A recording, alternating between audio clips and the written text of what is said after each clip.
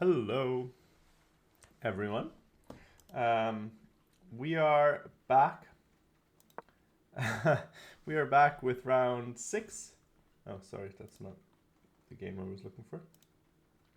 We are back for round six of the Olympiad. Diana and Team Ireland women are playing against Team Hong Kong today. Um, After somewhat unfortunately going down against Team Uganda yesterday. Um, Diana won, but there were two losses. Lara and Tosh unfortunately lost, and Trisha didn't quite manage to convert her advantage. So yeah, 2.5, 1.5 for Uganda in the end. A bit unfortunate, but it happens. So today, Hong Kong is the new opponent, stepping up to the plate. And yeah, let's see. Hopefully it goes well today. Diana going back to her trusty old collie. Now we were thinking about, doing some e4 prep. I don't really. Yeah, she didn't have really many games against d4. Weren't really sure what she was gonna play. She had a lot of French games this Olympiad. She's been playing like black every game for some reason. And generally, everyone seems to be playing e4 against her. And she seems to be fairly solid in the French. Diana doesn't really have many things against the French because she always plays the King's Indian attack, which she thinks is terrible. So, yeah, the call it is today. Yeah, this we had seen by our opponent before in a similar variation, and now, I mean, plenty of choices. Her opponent had played e6 here before, which is Diana's, favorite thing to play against. We call it the textbook collie, where you can just get your attack going, basically. But her opponent, maybe she prepped a little bit. Played bishop f5, which is Diana's least favorite variation to play against. Basically an anti-collie opening. Okay, so Diana went to c4. Of course, she's fine playing this as well. And I think queen b3 is like the main move here, but she went for bishop d3, trading off. I mean, not the most ambitious opening, but it is a collie after all. So what can you really expect? So yeah, this is how the opening has been going. Hey, Procles, how are you doing? By the way, I registered for the tournament in Worms. I'm gonna be playing the B just because I want some of that sweet cash to pay for my travel expenses, you know. Diana might be busy working, so she might not play. Yet to be determined.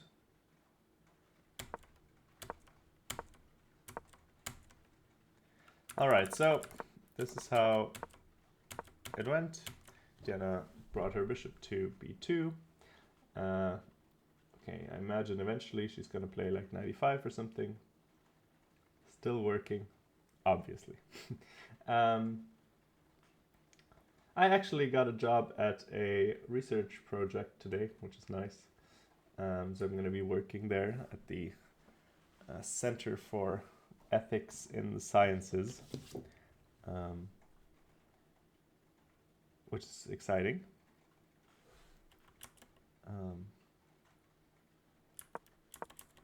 Anyway, okay, so basically, I guess two ways of playing this position. So we can either play for something like this, which I don't love as much now that we don't have a light square bishop. Our attack along the light squares won't be so powerful, so I don't think this is maybe the right plan. Because one big draw of this move is that if they take, we kick away this knight, and then we have pressure against the open king. So maybe better is to play for e4. Maybe you do this, and then e4. Maybe you can do it right away. I assume this is okay as well. After takes, takes here, maybe queen e2. We have sort of a typical position where white just has a bit better central control. Should be slightly better and can, I don't know, play for... What are you playing for here? It's not exactly too easy to say. Yeah, you just play chess basically. I guess you're gonna put your rooks in the center, and maybe eventually you can either put some pressure on the queen side, or maybe you can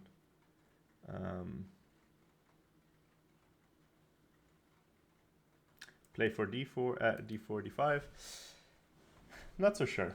Yeah, a bit of a quiet position, that's for sure, if we were to go for this for the moment. But yeah, we'll see what Diana comes up with. Definitely a pretty safe position. Her opponent, I don't know, she's been playing very erratically this Olympiad. She had some very wonderful games sometimes, but sometimes she's been very solid. So I don't know. We'll see what happens today. Definitely Diana should be stronger tactically. So maybe this isn't exactly the kind of position that we want, but you know, she should also be stronger positionally, of course. So yeah, we'll see. Let's look around what the others are doing. Oh, Trisha seems to be doing well already. Let's see what the opening was. Okay, d45. Slav, I've been learning this. Okay, so quiet. Oops, sorry.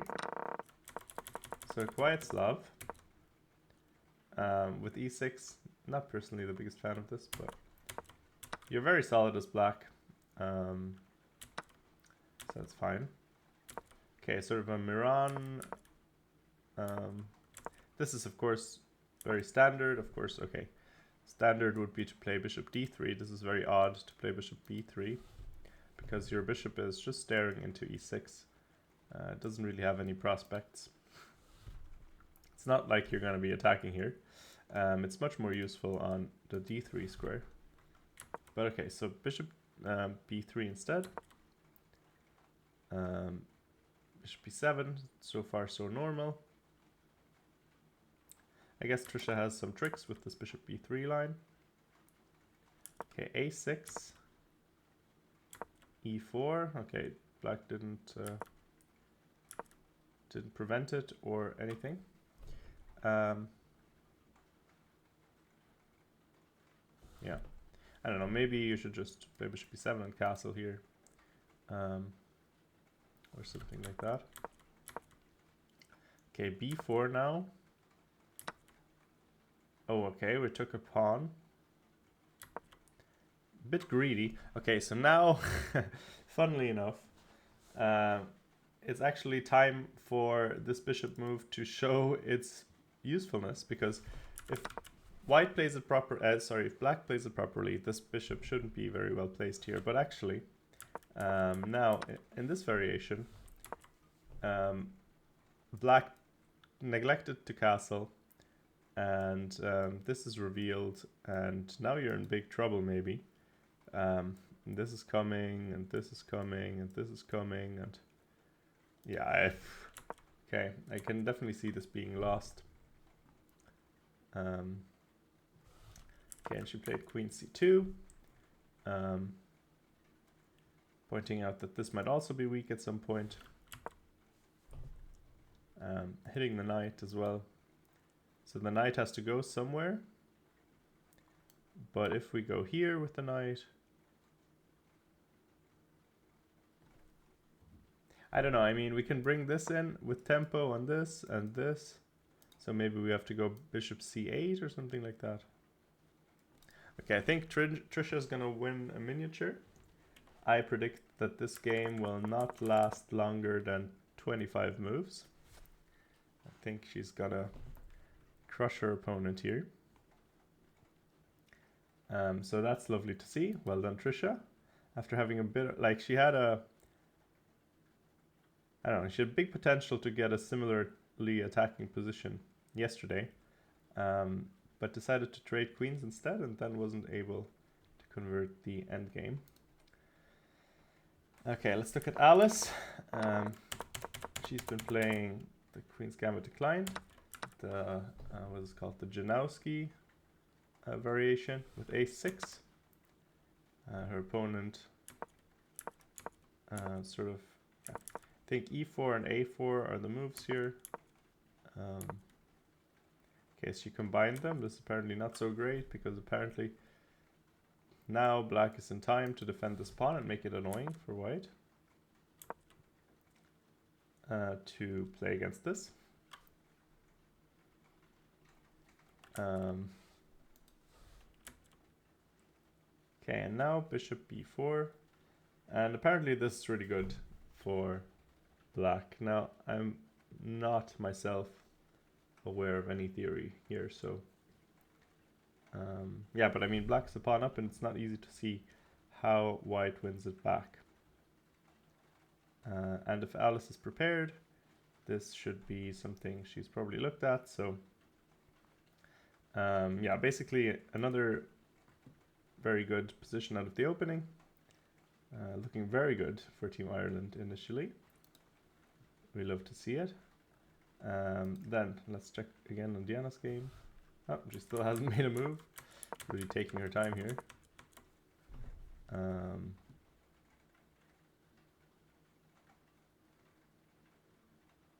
Yeah, I don't know. Really not in a rush. I guess that means we'll skip her game.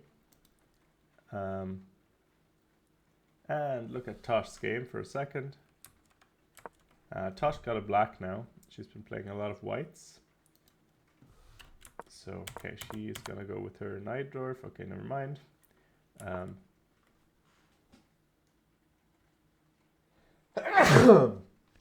Sorry. Canal attack. Okay, she went with the 97 variation. It's said to be a little bit more combative than the others. Personally, I have made...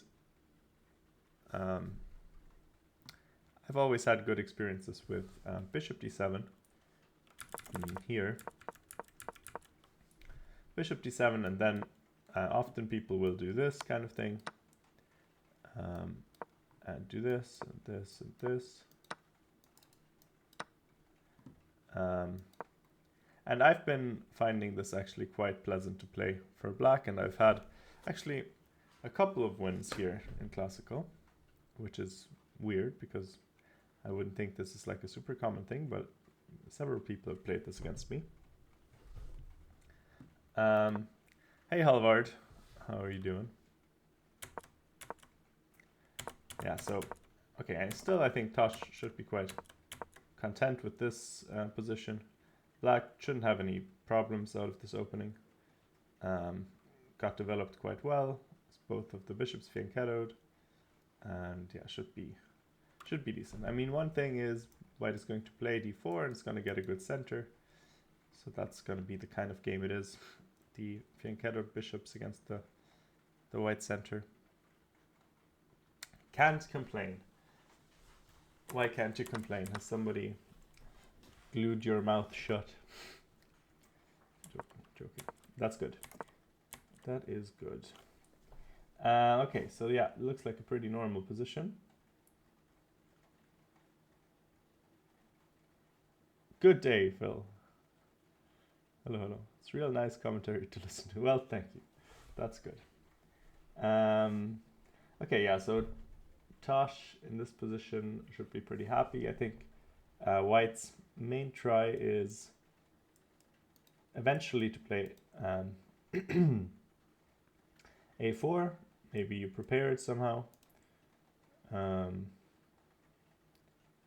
maybe you play bishop e3, or you develop your knight first. But I think eventually you want to try to break open black's king side a little bit, queen side a little bit, where black has this structure that is sometimes a little bit weak if pressed, and then these pieces are a little bit tied down. So that's one of the main ideas here in this variation, which should be... yeah, it's going to be interesting to see if she goes for this, because If not, black is very, very comfortable and can just sort of, I don't know, maybe eventually reroute like this, bring the rooks over, maybe like, I don't know, queen somewhere. Yeah. One annoying thing in these structures can sometimes be the d5 square, but it's not so bad with the bishop b7. This is sort of a dragon structure with the benefit of having a bit more control over d5, which is definitely nice. All right, well, I'm actually most interested right now briefly in Trisha's game. Okay, our opponent plays what I think is probably a decent move, but okay, computer thinks it doesn't matter, but it makes some sense, you know, sacrificing this pawn to free your bishop, because otherwise, next move, knight's gonna jump in here, and you're gonna be in big trouble. Also, you need to defend this knight. So if you, let's say, move your knight somewhere,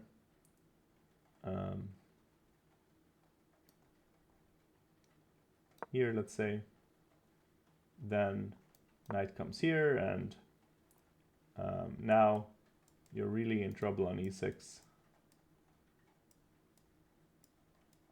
This looks deadly. I mean, for now, you're still defending your bishop, but yeah.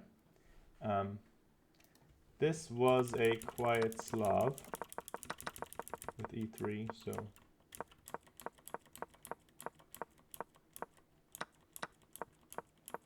And then went into sort of a Moran structure. Yeah, but it didn't go very well. Let's say it didn't go very well for for black, sorry. So imagine you take here, knight takes, and now you still have some problems maybe on e6, and you have this passed pawn, and your pawn down, and you have this coming maybe as well, and everything is horrible for you if you're black. So I was saying that I don't think this game is going to last 25 moves, but we'll see. We'll see if Trisha puts it away quickly. She did take on c5. Hello, Goku. This time you're earlier. I'm not missing anything today. Yeah, Alice seems to be also doing really well now. So she kept hold of this pawn, and now white decided to go for d5. But I mean, you're pinned here, so you don't really have enough to make this like particularly good, I think. Like, you're gonna get, I don't know, your thing is gonna get hit, and then how does one defend this? Unclear. It's unclear. This week is gonna be long. Why? Lots of work to do. Or what? Yeah, I mean, this looks very good for Alice. I don't know what to do here as white. Maybe bishop e2. And try to castle and say, oh no, I'm down 2 pawns. But it happens. It happens. Who among us hasn't been down 2 pawns for no compensation out of the opening? Well, let's hope Diana can do something similar. She is, of course, playing the Kale, so maybe it's not as likely. Wait, what happened here? We took on... Okay, this makes very little sense to me. Why do we take here? Why don't we play e4 and force black to take? C takes d5, huh? Also, black just put the rook on the c file, so now we decided to open the rook. I'm not really sure.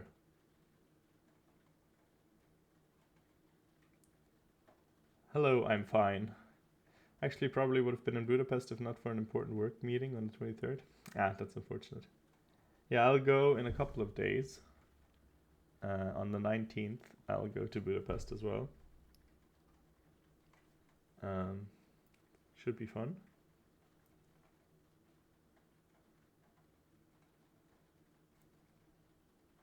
All right, so anyway, CD.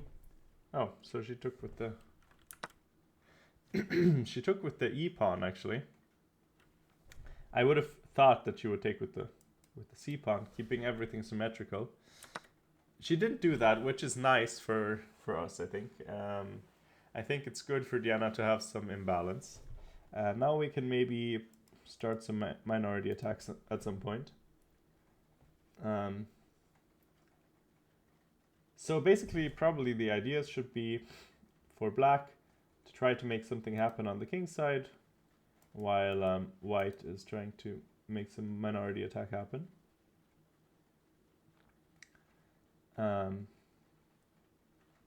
We'll see. One thing, this bishop isn't like perfectly placed to help in any minority attacks, so it's not super useful here. That's for sure. But we'll see. We'll see what's happening. How are you? How am I?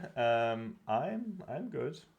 I'm still a little bit stuffy in the nose region, but yeah, that happens. I got a job today, which is nice. I'm going to be working for a research institute at our university, which is cool.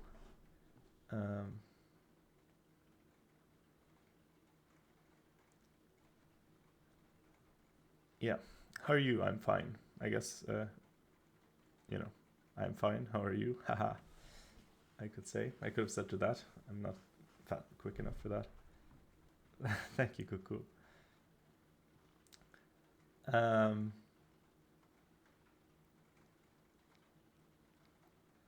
Yeah, now, I mean, Diana could also, I don't know, try to bring her knights over here, but I don't see what it would do. And she thought for 13 minutes on the better than me. Okay, that's good. I guess, kind of.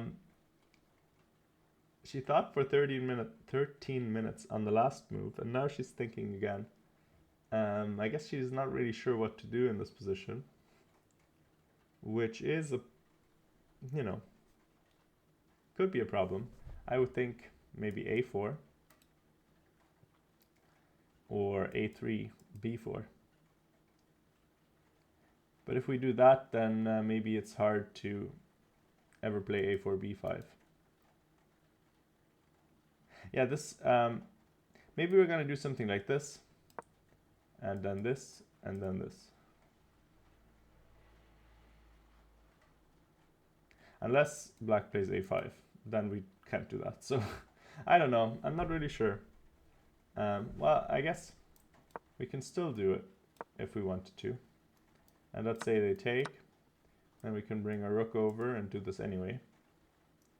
I think this is probably, yeah, it does look a bit silly, the bishop on b2. So I think it makes sense to try to trade it off. With a plan like that. This kind of thing. Looks reasonable. This is definitely the kind of position where you're like, Phil, with you, she's been doing this positional decision-making book. And I'm sure you've had positions like this, right? So I'm sure you've had positions like this where the choice is, go for a minority attack or, I don't know, do something on the king side. I'm sure this would be like a perfect position for this kind of exercise, I feel like. So let's see if Diana has successfully internalized what she's been teaching. But yeah, maybe she's going to come up with some other cool plan. Could also be. But this is definitely the standard way, I would think, to treat the position. Okay. Diana went for knight e5, which is the stubborn collie player's move. don't love it myself. Somehow she seems to really enjoy getting bad positions out of the opening in this tournament. I don't know. You don't even threaten anything with it, so the point. One problem is that you really shouldn't be trying to play like this. I don't think, because without the light square bishop, this is really not as. I don't think it's a sensible plan to go for if you no longer have any pressure on the diagonal.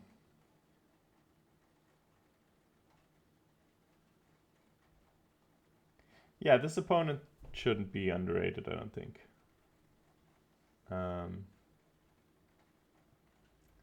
She seems to be pretty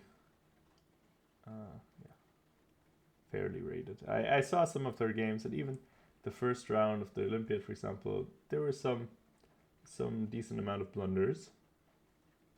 Sort of the expected amount, I suppose. So I think she shouldn't be as dangerous, maybe, hopefully, as some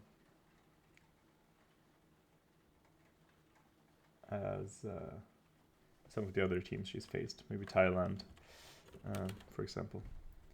So yeah. Meanwhile,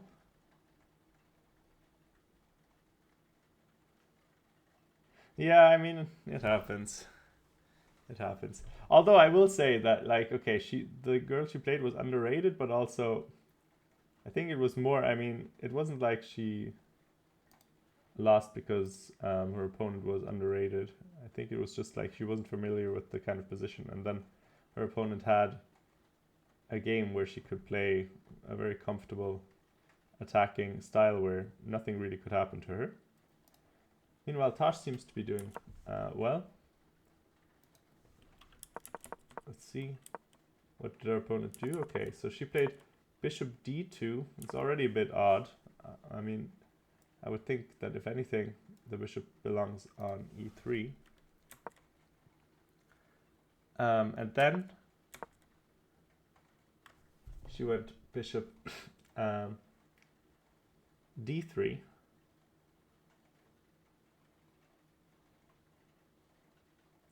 But okay, maybe she's just preparing a4. Wouldn't be the craziest approach, but there's apparently some good move here for black. I don't see why this is too crazy for white. I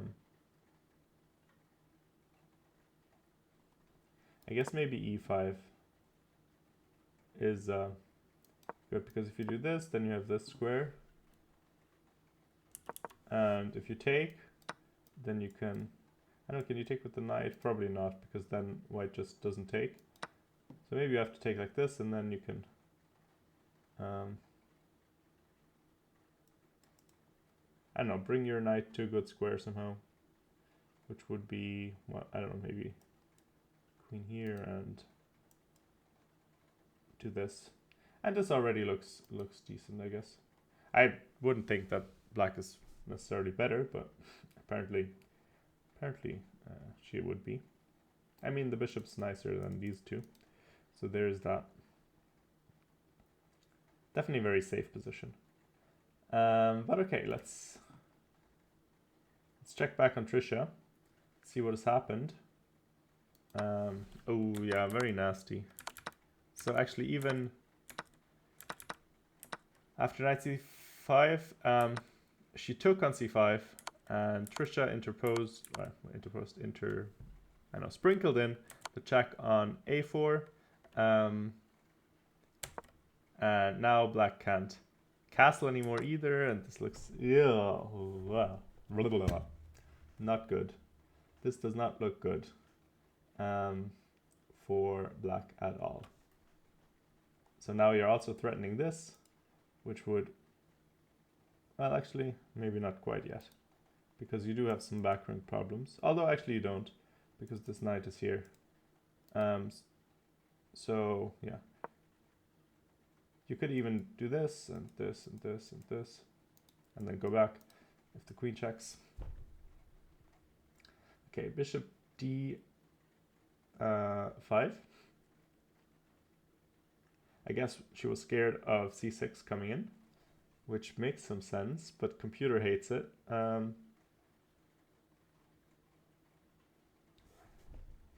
mean, we could do like this and this, for example. Or go in with the knight as well. Basically breaking down the blockade. I'm sure we can also develop somehow. Yeah, I mean, bishop f4 or bishop somewhere looks best. Bishop f4 or bishop... Yeah, probably bishop f4. Or some knight move. Either here or here. Continuing to look at the c6 square. So yeah, this looks fantastic. She's gonna... I mean, I'm sure she's gonna win. I don't have any doubts. And Alice... Yeah, I mean, she's now gonna be...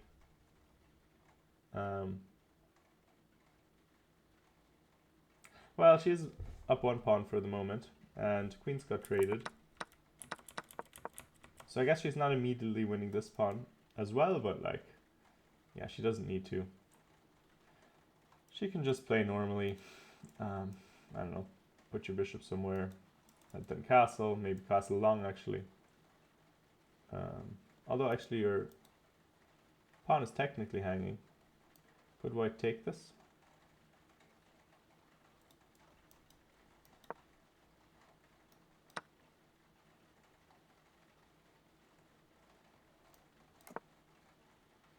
Yeah, maybe, no, maybe it's not a good idea. Sacrificing this one for initiative. So I don't know, should we protect it somehow? I don't want to go here. I don't want to go here, well, oh no, I don't want to go here because then we lose protection of this, so. How do we do it with black here? Maybe we have to sacrifice the pawn and maybe get this one back. I'm sure we can do that somehow. Although, that being said, once you take here, you can also do this and this. So maybe it's not as easy for Alice as the computer eval made us believe here for a second. But also, okay, we also have this one, and putting pressure on this knight. That's a different approach, a bit more aggressive. And actually, okay, here, this might be clever. So now, maybe white has to do something about this. Unless you want to be uncastled for the rest of the game here as well. And lose a pawn. So let's say you, well actually you can't defend it like this. You definitely don't want to defend it like this, so maybe, yeah, maybe 94 actually is simple. Actually that does look relatively simple. So if you take here now, I mean, just knight takes c3, and yeah, this looks dreadful. Now, I mean, you did win one pawn back, but you lost another. And this one is still very weak, and the bishop's coming in, you're not castling, and I mean, you know, everything looks ridiculous. Maybe just b5 and then push your pawns. And that one should be an easy win as well for Alice. Would be great. Meanwhile, what happened in the last game? I don't know. Okay, she went f4. I don't love it, you know. I mean, I don't think we have any attacking ideas. Now, what we need to hope for now is sort of that white eventually takes here, because I'm a bit worried about white never black never taking. I don't know, black putting knight somewhere and then eventually playing f6. And then you just have a bad structure. And, you know, this is basically a bad stone wall where you traded the wrong bishop. Like, basically, this is like if you were black in a stone wall. not necessarily what you want in a stone wall that isn't going super well. But okay, maybe she wants to attack somehow. That kind of thing is possible, of course. You can also do this and this and this if you have a lot of time. So the opponent needs to find a plan as well.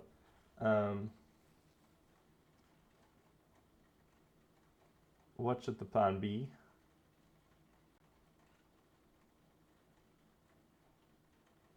Yeah, I'm not so sure. Because this knight doesn't have any super clear squares it wants to go to. And you don't want to take... So it's not so easy to play for opponent either. I don't know, you could play on the queen side, but it doesn't really address the situation at hand.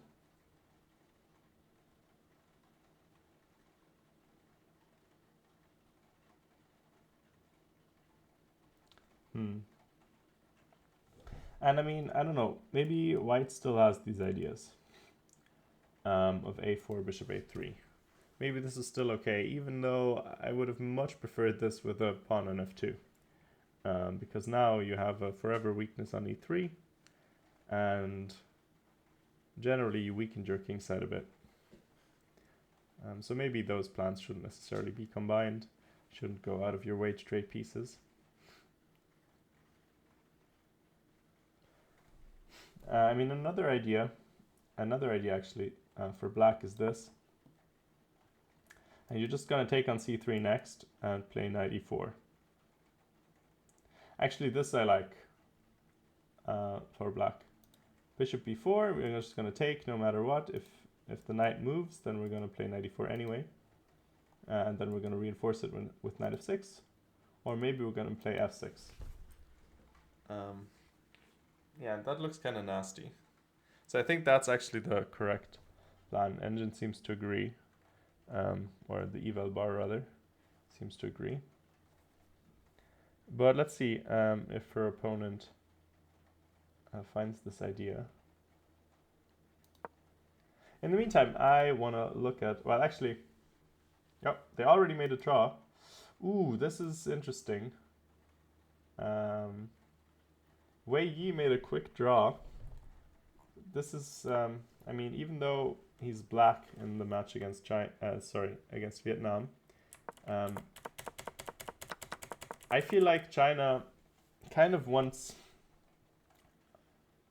him to go for a win here, because Wei Yi's been incredible. He's just been beating everybody. So I don't know, maybe even with black you should go for fight, although of course you have a huge rating advantage on boards 3 and 4.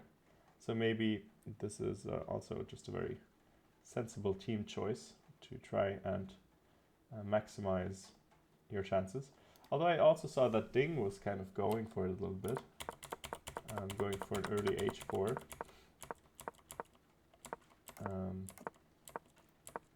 Knight h2, wow, okay. That's modern chess for you there. I don't know what to say to that. I guess we opened up the bishop and there was no better square for the knight. Now we're trying to shove back this bishop here. And if you take, then we're pretty happy at least that we got the bishop pair. Yeah, it's not uninteresting. I hope Ding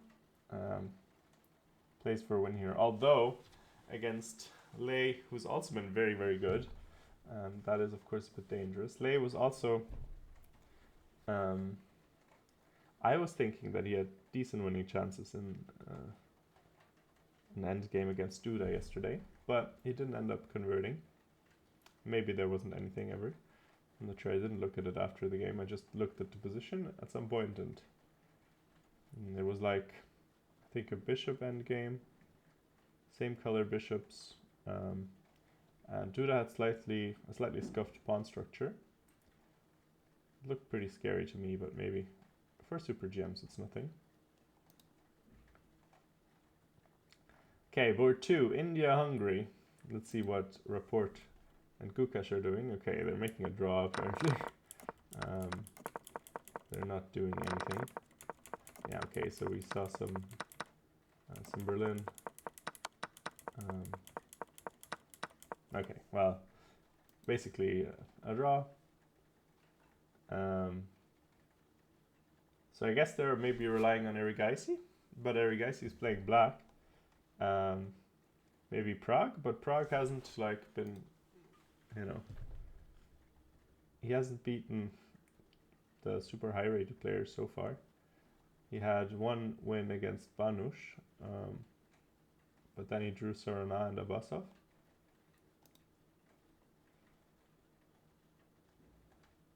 So I don't know. Now Lecco is very solid.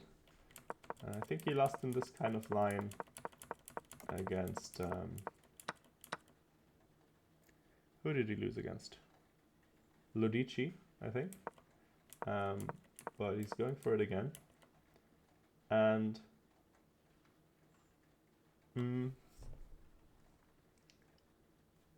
again, I mean, I don't know anything about the Italian, but this looks, I mean, I don't know. Okay, so these pawns look kind of strange, but white has got the open file, which I kind of like. Here, this structure is always a bit interesting. Sometimes white has ideas of breaking it open, but black is always surprisingly solid. And also, with the king already on g7, you can always swing around, so it shouldn't be too dangerous on the king side, so that should be fine. But with the open file, maybe white has some pressure on the b file. And that might be sort of the only action in the position. I don't know what happened there. Something fell for no reason. Yeah. All right. Let's look at the final one, or not final one. Let's look at the Erigaisi game. He's been absolutely crushing everyone. I wonder if he's playing something weird. Not super weird. I guess this is kind of rare, but not like crazy. Oh, I've seen this before. I think somebody, I think I saw somebody talk about a chessable course in the system by like, I don't know, some English GM, maybe Jones or someone like that. Yeah.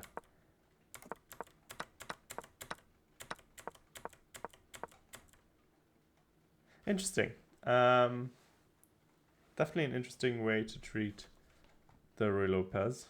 If I were to play it, that looks like something that would attract me.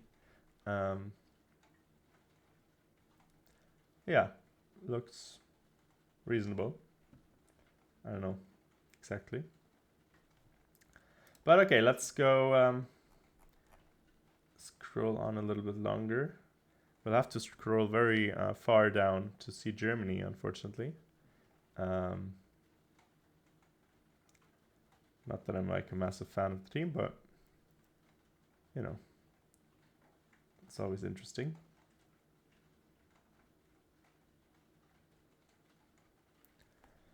Carlsen against Maksudlu today. That one's also interesting. Karakan, huh? Okay. Very interesting position. Karo with black advancing here on the queen on the king side. Not something I'm super familiar with either. Gonna be interesting to see. Let's see what Diana's up to.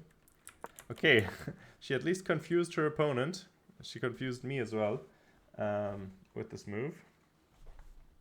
I really hope her opponent doesn't find bishop b4, because this, you're lacking a lot of counterplay after that move. Because here, and like, I don't know what you play. Black's gonna take and go here. And I don't know what to do about it. Maybe you should keep your knight alive, but actually, after the knight jumps in, you're also like immediately on d2, and it's a bit awkward. Need to be very careful. I don't know. I mean, this looks like an unpleasant thing to face for sure. So we should be hoping that our opponent goes for another plan. I mean, best of course for white would be if black were to take it, which seems fairly optimistic though. I don't know. That seems too much to hope for almost. Here you just have a great position now. I mean, this bishop's still a little bit out of play, but I'm sure you can activate it at some point. And in the meantime, you have all the control of the position that you could possibly want. The f-file, and maybe you're going to play e4. And, you know, then bring your pieces in, and now your bishop would certainly be a little bit more useful. Yeah, actually e4 here would probably be strong.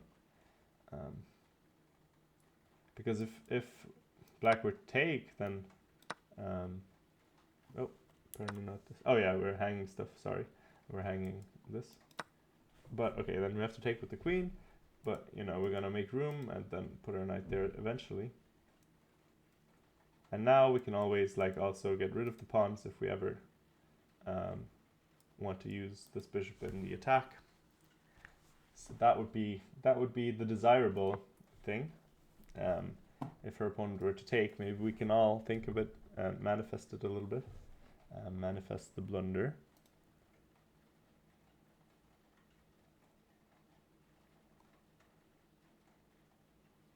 Oh well, brilliant. Hold on, I need to moderate my own chat real quick. Because there are like weird people. Oh no, can't even moderate because that's unfortunate.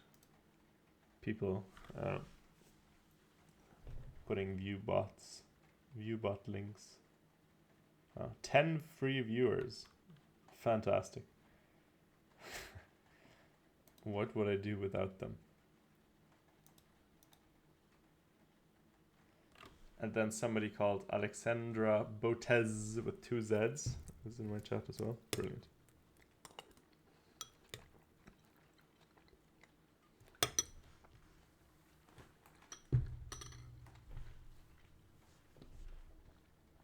Okay, let's see. Is Trisha's game over yet? That's what I want to know.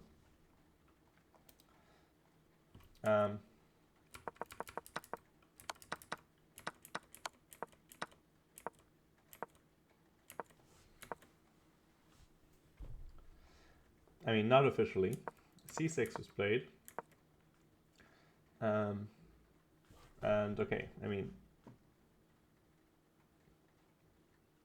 yeah, black isn't really getting rid of this one so easily. And now we have, you know, ideas of trying to free up the c5 square. Maybe we can also put our knight in the center and then play f3 and then do this kind of thing. Because, I mean, yeah, if we get a check, actually, this might be a threat. Let's say black does nothing for a move. I wonder if we can take on e4. Ah, no, never mind. Of course, there's the second knight there. But let's say black had to take here. Then I think this would just be crushing. Like this, and we'd be winning everything. So, okay, I forgot about the second knight for a second there. But that would be a sweet motif to go for. So 18 moves have been played. My prediction was not over 25 moves. So we'll see if Trisha can finish off the game quickly or if her opponent hangs in there. How about Alice? What is she up to? Okay, so she ended up castling. A good move probably. And her opponent didn't even take. It's understandable, to be honest. It looks very scary to leave your king in the center. So I can appreciate this. Unfortunately now, this is... Now you still can't castle, because if you castle now, we would take here and then take here. So this is actually not very helpful in your pursuit of getting the king to safety. Yeah, this is a complete disaster for white. Okay, now she took it. Which makes sense. I mean, you really don't have anything other than that you can do. But now, eventually, we're going to play knight e4. And we're going to win this pawn. No, apparently computer didn't like it. I don't know what else, though. Okay, I don't know. It's good enough. Good enough. I think. For black. And now, I mean, I don't know. Looks terrible. Looks absolutely atrocious. Yeah, you're just going to be a pawn down, and all your pieces are going to be weird. You're not going to be castled. Your rook's going to be on h1. Meanwhile, black can just bring all the pieces out and I don't know, probably push pawns through. After this pawn is gone, you could probably do like this, b5, and get past pawns and win. Fairly straightforwardly. I don't think we even need to concern ourselves so much with this one, even though that's going to end up weak too. On top of everything else that's happening. All right, let's go. Did Diana's opponent make a move? Oh, okay. What? People just want to quick win and rest for a while before the Bermuda party. Her opponent might want to do that, because what the hell is happening here? Why did what? Why can't we do this?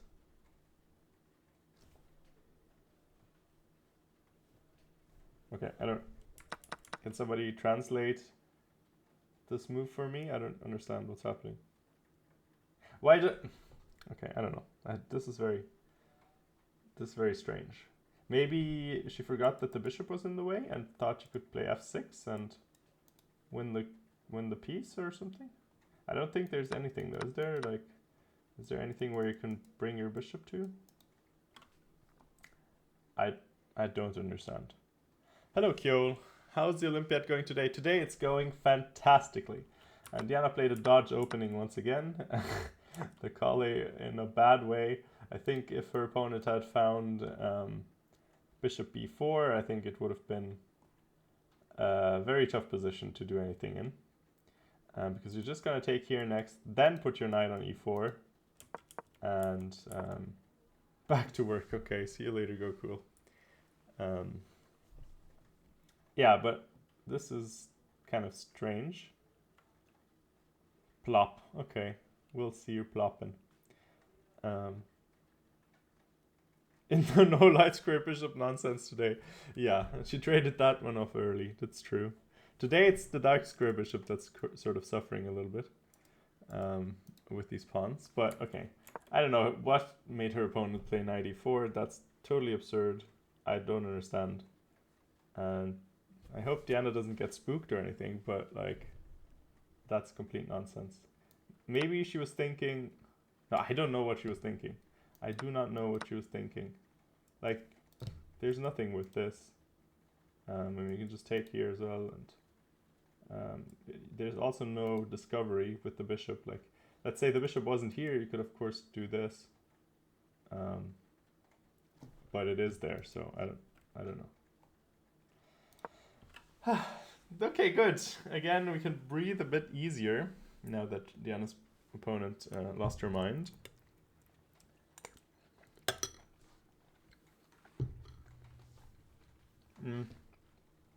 I will say though, before we play another tournament, we really have to do some opening work with Diana. This is atrocious. Like, every game she gets a terrible position out of the opening. Which is really no bueno. I mean, I'm kind of... I have been having a little bit of a problem with my repertoire against d4 as well, where I get like bad positions with my trusted Benko gambit.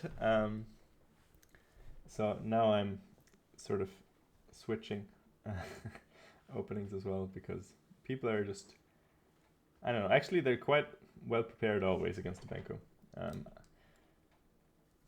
I feel like, unless they're people who I would beat anyway, then it's not really, then you have fun games with the Benko, but not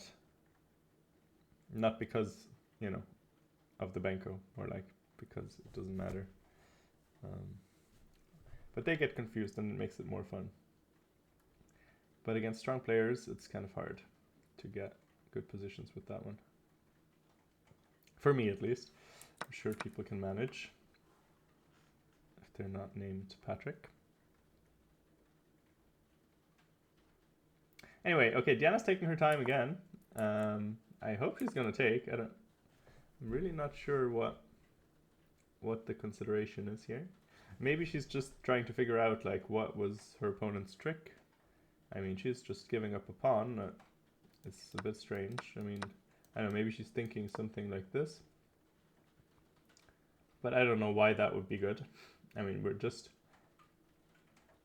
in a similar kind of position as before, except we traded a good knight for black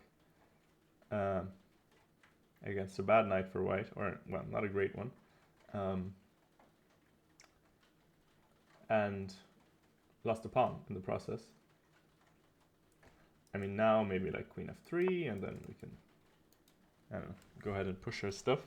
Or we can just, you know, play it slow, develop and stuff like that, and then try to expand in the center, try to sort of maybe remedy our light square weaknesses. But also, black doesn't have a light square bishop either, so it's not even really that big of a problem that we have some weak light squares here. Now, if this bishop was a light square bishop and was on this square, I would understand. That would make it a perfectly logical sacrifice. But, you know, the bishop is on e7 and not on e6.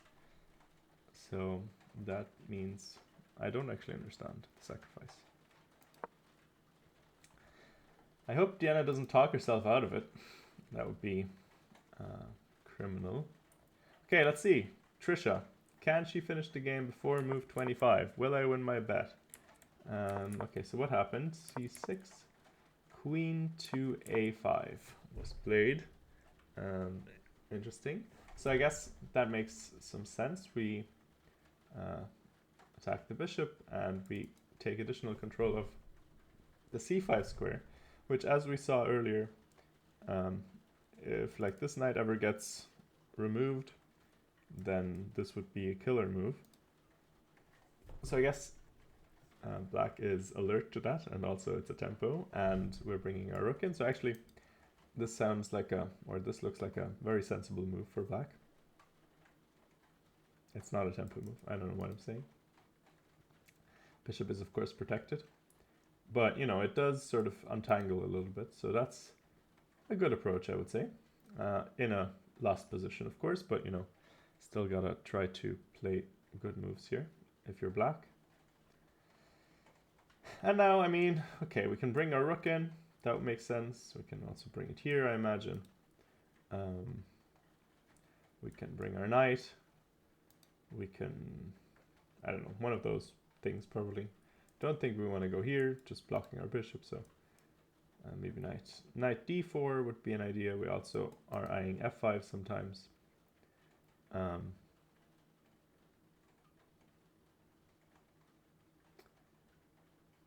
And also it has f3 ideas associated with it. Again,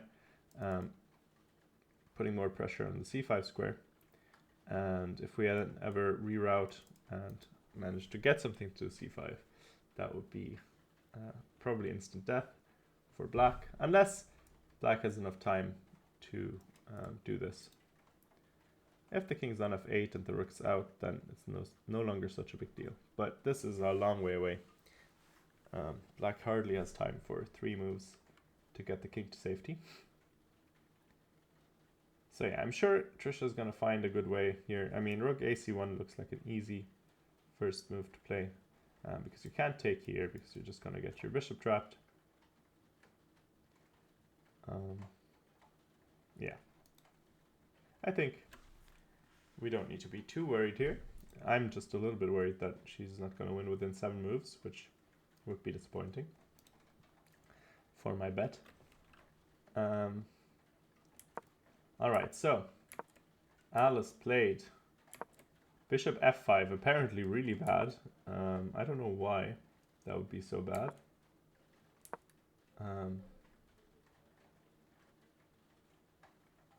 I mean, okay, actually, okay, never mind. I kind of know why, because we really wanted to do this before White gets a chance to bring the king to safety, because then, you know, this is pinned, so we win a pawn here, unless, you know, White does this, and then we're, I don't know, that looks like a travesty.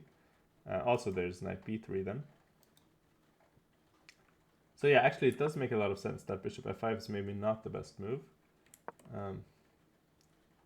Which makes me wonder why she played that. I mean, I guess she just wants to develop, which, you know, not a ridiculous position either. But why not win a pawn first and then develop? Could also be good. Okay, and then her opponent, kind of understandably, played king f1. Apparently not good either. I guess maybe knight d4, we get a tempo on the bishop, and we prevent it from going to c2. Although we do hang this, maybe? I know, but the bishop can get away, so sorry. It can always take on a5, so never mind. Yeah, so maybe knight d4 was the way to punish. After which you have to do something. Maybe her idea was this, which looks in fact very dangerous, but the knight protects the bishop, so maybe you're grand. And this knight also protects the bishop. Now, is it possible to castle? I'm not sure, because you can remove one defender and then remove another. I mean, your king is another, so can you castle? Apparently that's the move, okay. But I don't understand why. So let's say you take here. Maybe you take here? But then you take...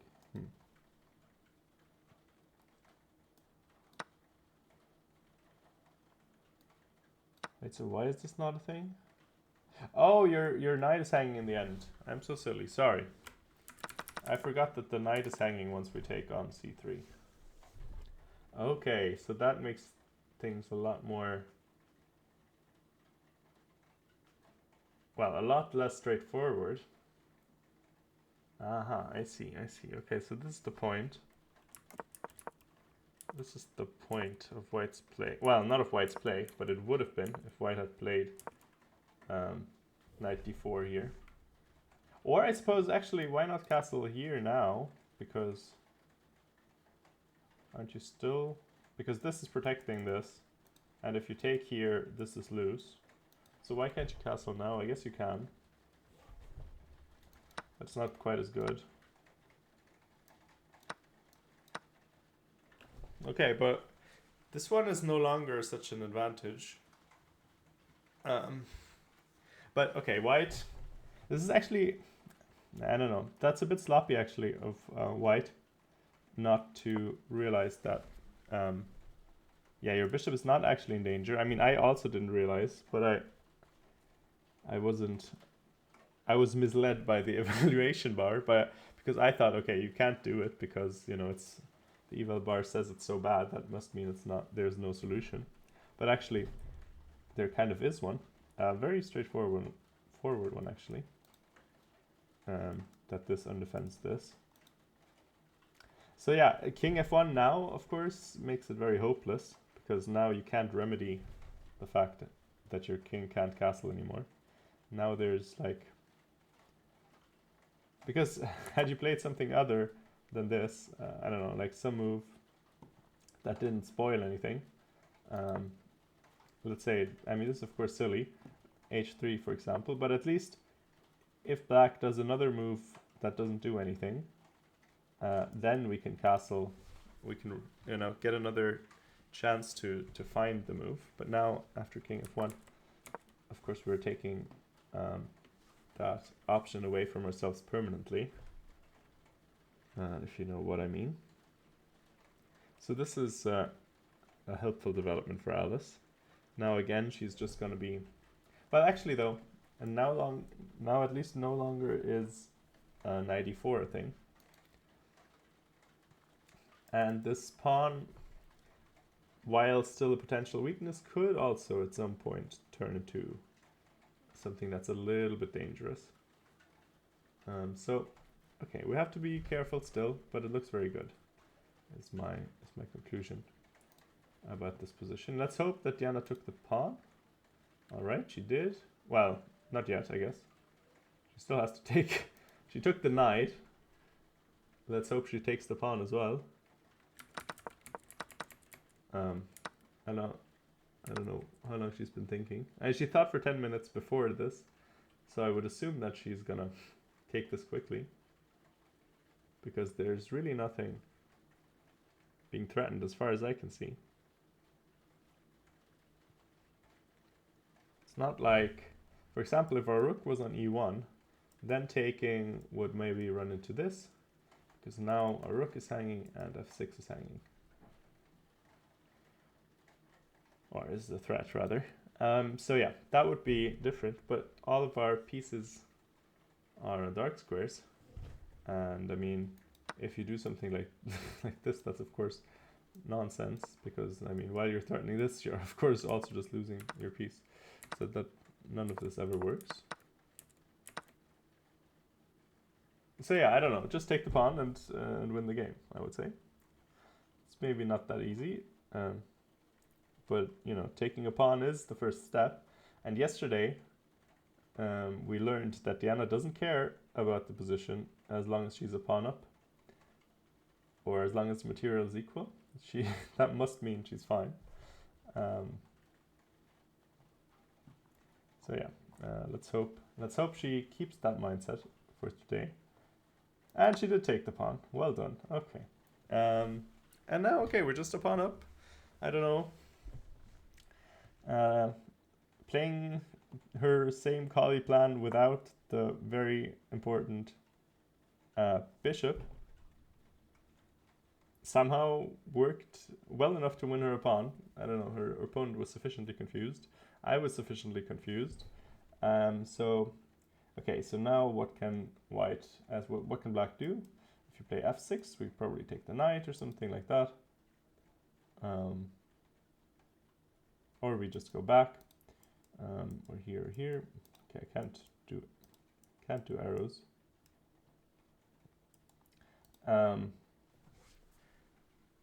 Yeah, and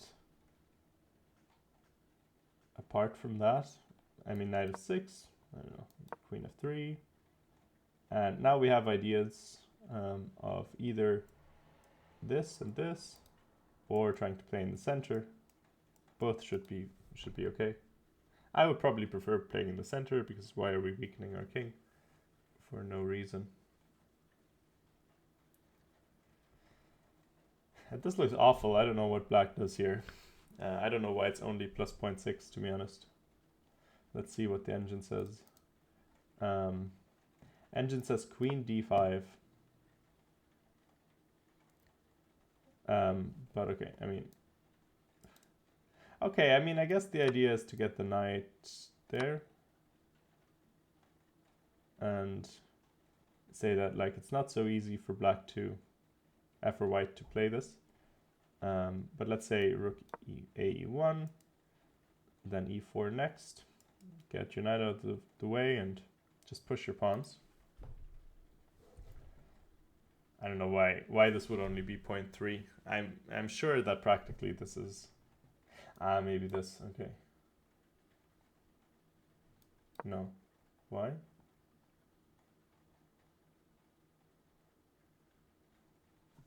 I don't understand. Oh, I do understand. Okay. Here and then we take the pawn back. Maybe. Okay, well, okay, I doubt this is gonna happen. So that's clever. Very clever, but I doubt this is going to happen. This is pretty complicated. Maybe he's thinking about queen c4. Yeah, but I don't know. It's a bit of a one-move threat, I think. Maybe it's fine, but we might as well win a pawn.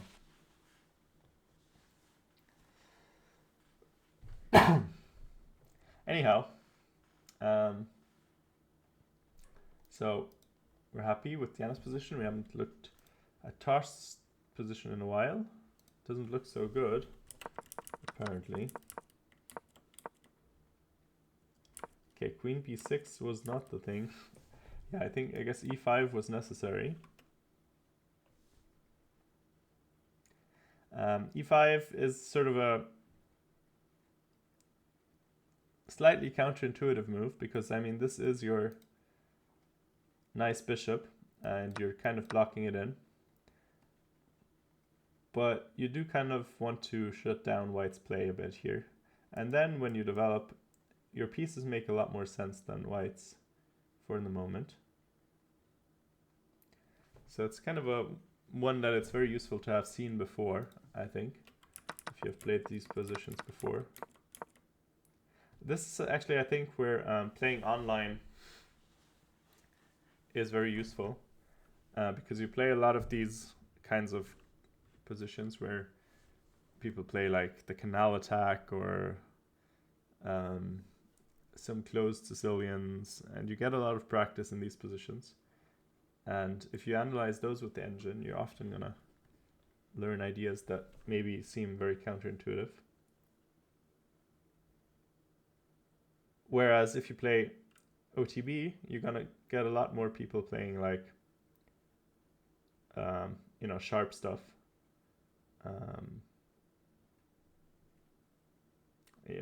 That people don't necessarily play online, like English attacks, Yugoslav attacks, and stuff like that. Okay, so knight b8 and knight d7. We're setting up for the next game. Looks very...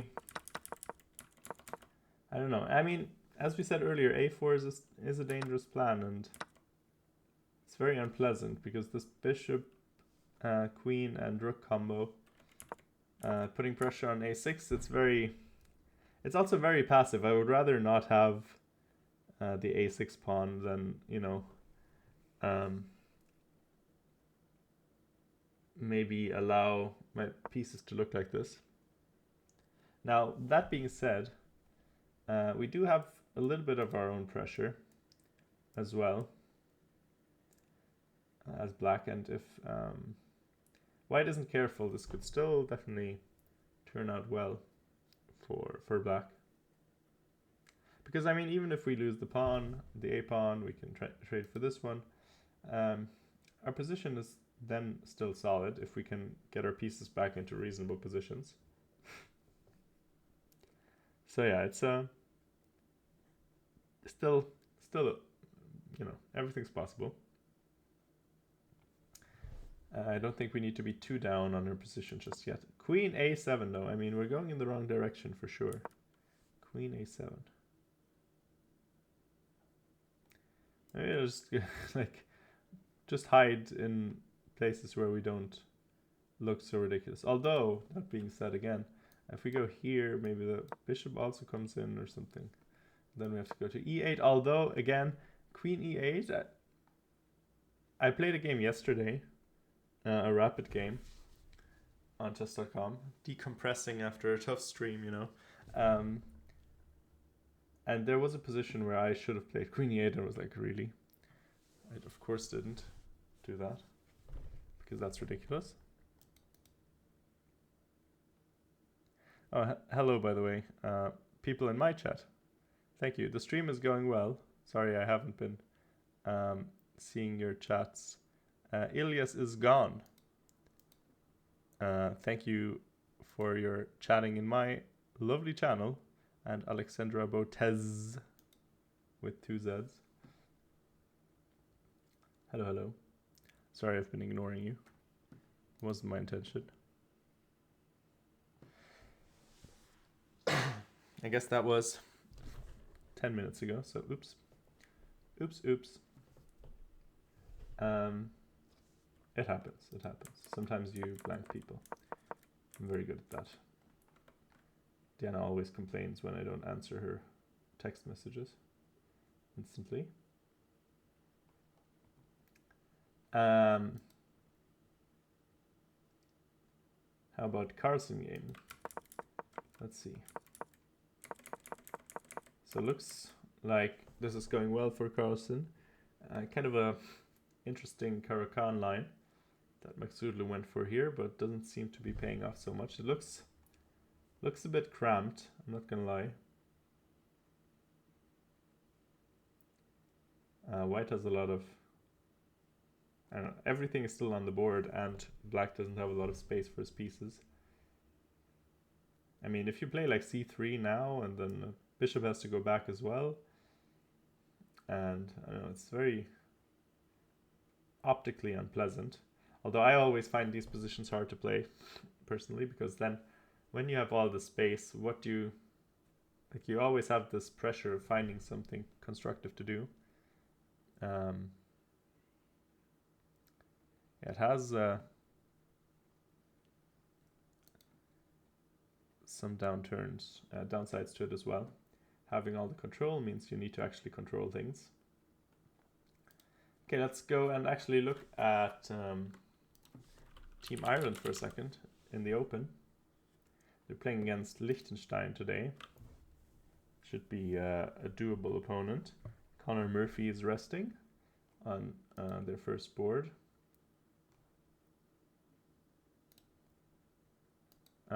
So yeah. Let's see what happened here. Okay, interesting. Some fake Catalan.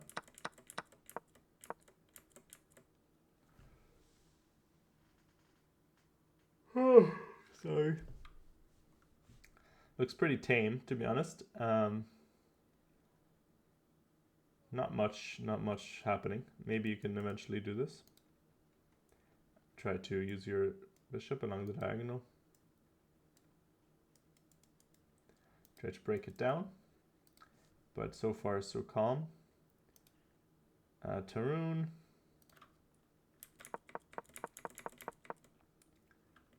Okay. Some sort of a close Sicilian. Lots of bishop moves.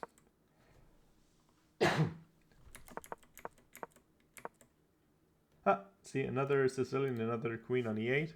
We saw that in Tosh. Well, we saw that possibility in Tosh's game. Tarun not shy to put it there.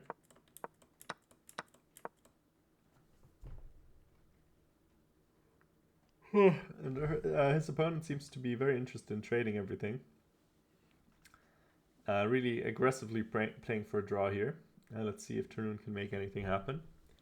I'm sure he would like to play for the full point, seeing how he is 200 points high rated. Then Tom. Oh, okay, he seems to be crushing. Let's see what happened here. Another Sicilian. Oh, an actual delayed Alapin this time. This is what Diana was prepping against yesterday.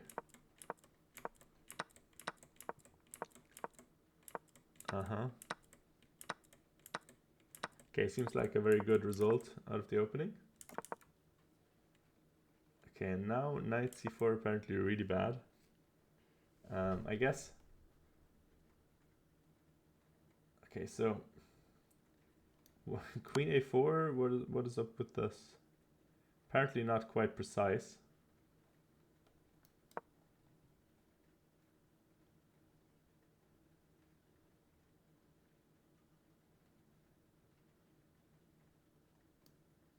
So we can't do this.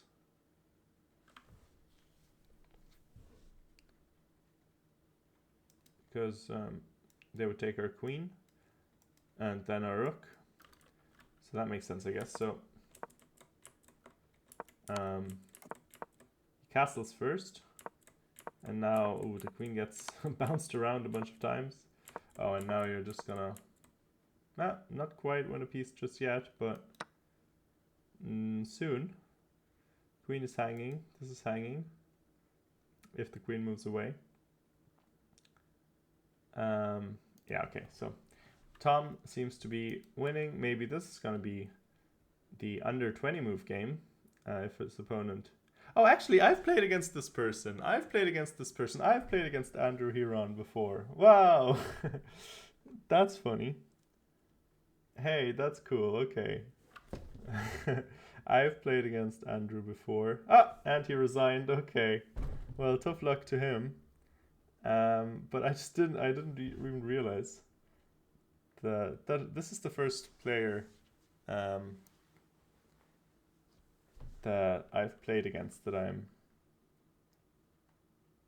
seeing at the Olympiad that's not like from the Irish team.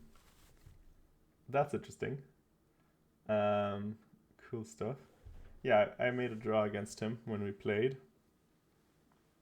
It's actually a funny game because we both, it was like a 0-0 game the whole way through, and then there was one moment where I thought I was pressing and I had a tactic, and he thought I had the same tactic, like it was a sort of a sacrifice, and then I would win the piece back.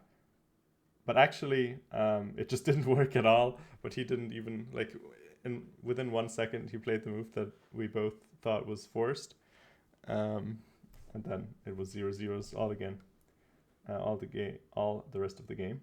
So, looked like it was a funny eval graph, like, then one spike, and then zeros again. But yeah, okay.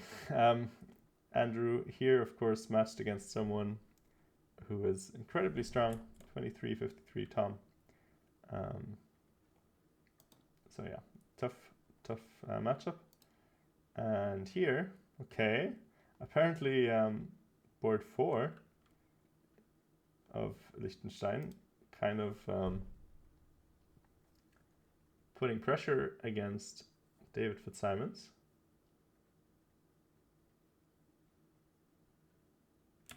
Let's see.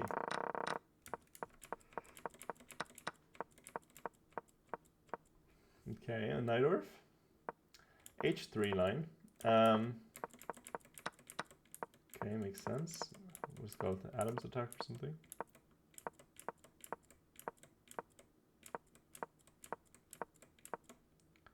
Okay, I mean, you never know what happens in these Najdorfs. A lot of a lot of bishop moves there. I don't know. Here, all over the shop. Or not here. But apparently good for white.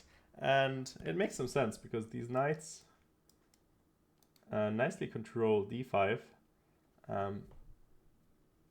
And when you can get a piece on d5 as white without black being able to capture enough times to force you to take back with a pawn, this is generally a very good sign for you as white.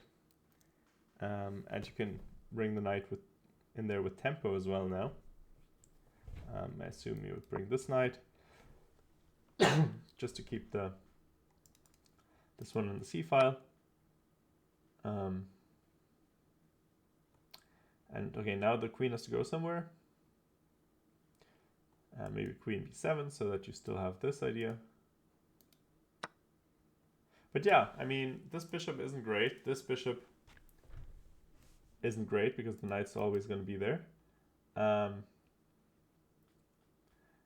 Not looking too hot, although I guess you do have the plan of kicking this knight away and then taking here, which could sometimes be promising. But yeah, we'll see. We'll see what happens in this one. That's so funny that Andrew is playing for Liechtenstein. I didn't realize he was on the national team. That's quite cool. Less cool, maybe Toug's position here. Although apparently knight a5 not super precise. But yeah, it does threaten to take here and take here. I think should be a threat, I guess. Although for now the b pawn might also still be hanging. Although then again, there's always rook b1, and then you might regret going pawn grabbing. In fact, your queen might just be trapped in some lines even on b2. So yeah, it is looking very dangerous for Tosh. I'm very worried about this position. Let's hope that the others are doing well. Mostly, of course, Diana. Okay, so what happened? f6 takes, bishop a3.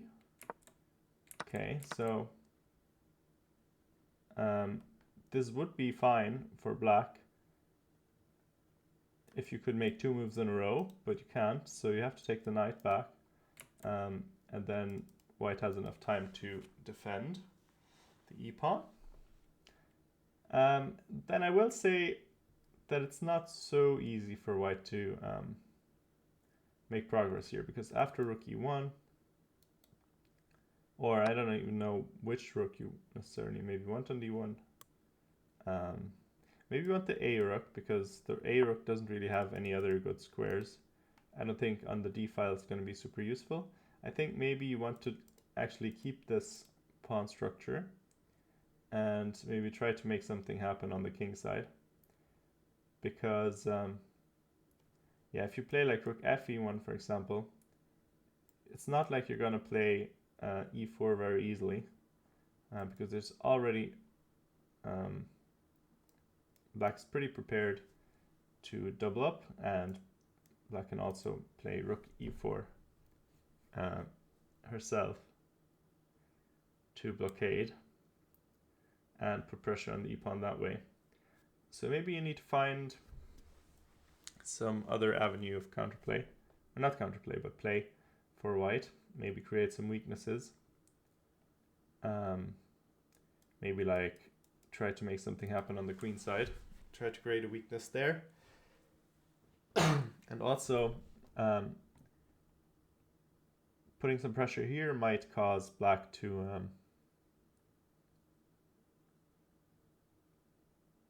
have to give white a passed pawn. Although now that I'm thinking about it, if you play queen d2, there is this c5 idea. Apparently not good. I guess it's fine to play d5, yeah. And then you do have your passed pawn, and you got everything you wanted, and now you can do this and this. Although, what if you play rook e4 now? Yeah, I guess you just shoo the rook away, like here. Sorry, that's hanging stuff. And then this, and you're good. Okay, so that might be a good plan. Queen d2, and preparing to answer c5 with d5 might be useful. So I guess that's why queen d2 is especially good, because it both defends this and prepares any advance if necessary. Okay, I'm actually gonna take a quick break. Just gonna blow my nose and get something to drink. I will be back in a moment, okay? See you in a sec.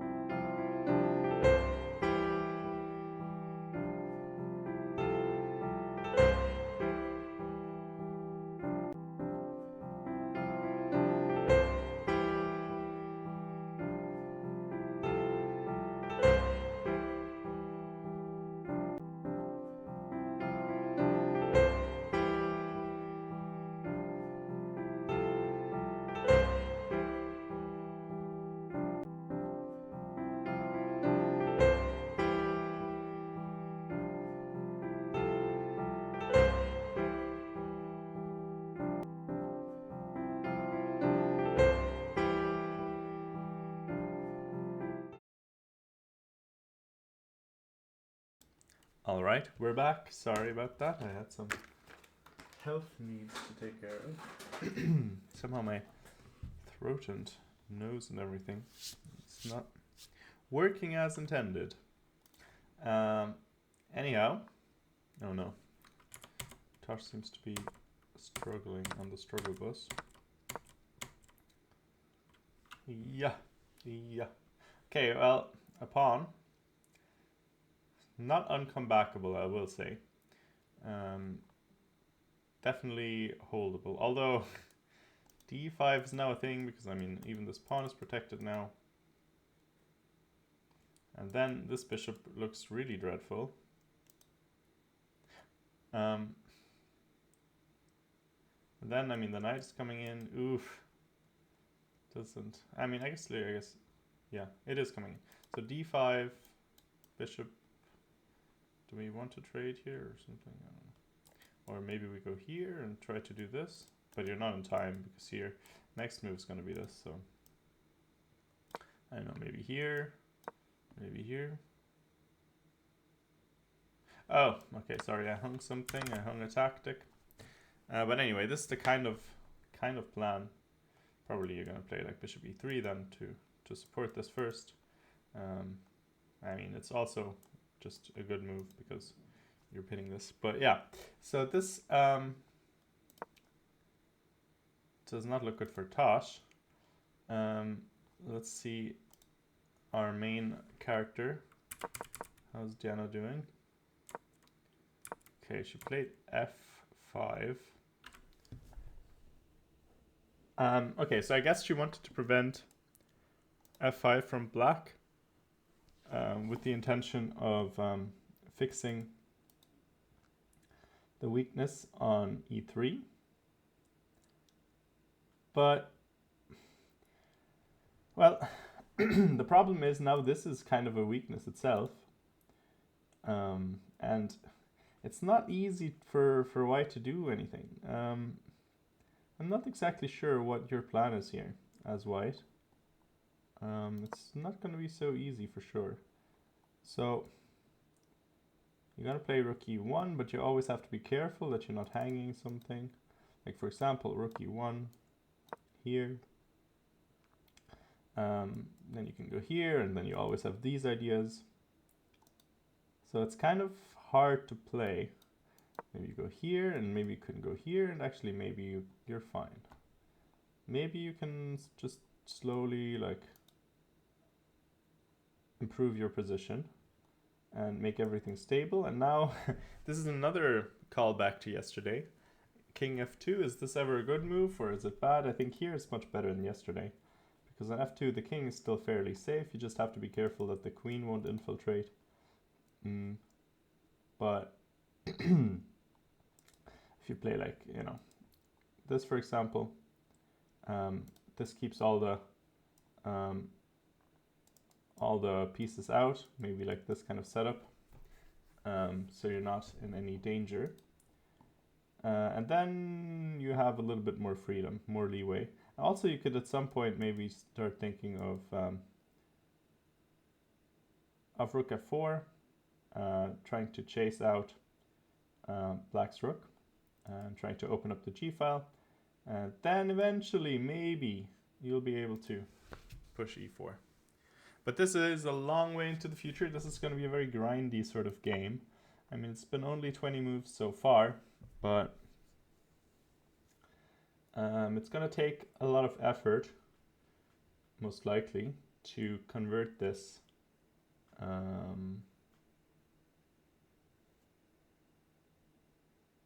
this kind of pawn advantage that she has. Let's see. Did we have any games finished? Oh no, what happened here? Why, no. Wait a minute, hold on. Why does it tell me that it's equal? Okay, so far so good. I guess we need to be a bit careful, or bishop. And this is no longer winning? What? Why? Okay, I mean knight takes a4, kind of forced. But why is this not still at least good? Say we take with the rook.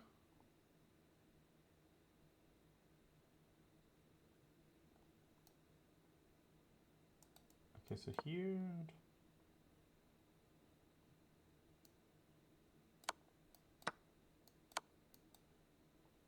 Here? Okay, no. So you don't take, you move your king. Then this. I guess the knight. That's fascinating. So king f7, rook c1. Okay, now black's starting to be better. I don't. Okay, this is very. I guess it might be a bit of a problem that you have some back rank weaknesses still. Wow, that's incredible. Okay, so. Damn. I was thinking Trisha's would have won by now. But apparently her opponent holding on like a genius. I don't really understand how it went wrong. It looked so good. It looked so good and suddenly... This looks so good. So what is the correct move here? And why?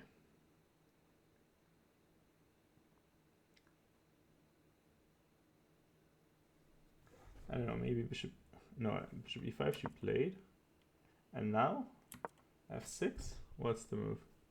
I mean, there's no other move, so I guess it must be bishop g3. Because this is what she played. And that's apparently bad, so... Okay, why is this better? Why is this better? I don't know, somebody help me out here. This is very...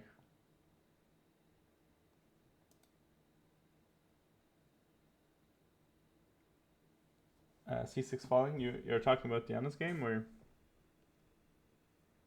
or this one? Wait. I guess this one.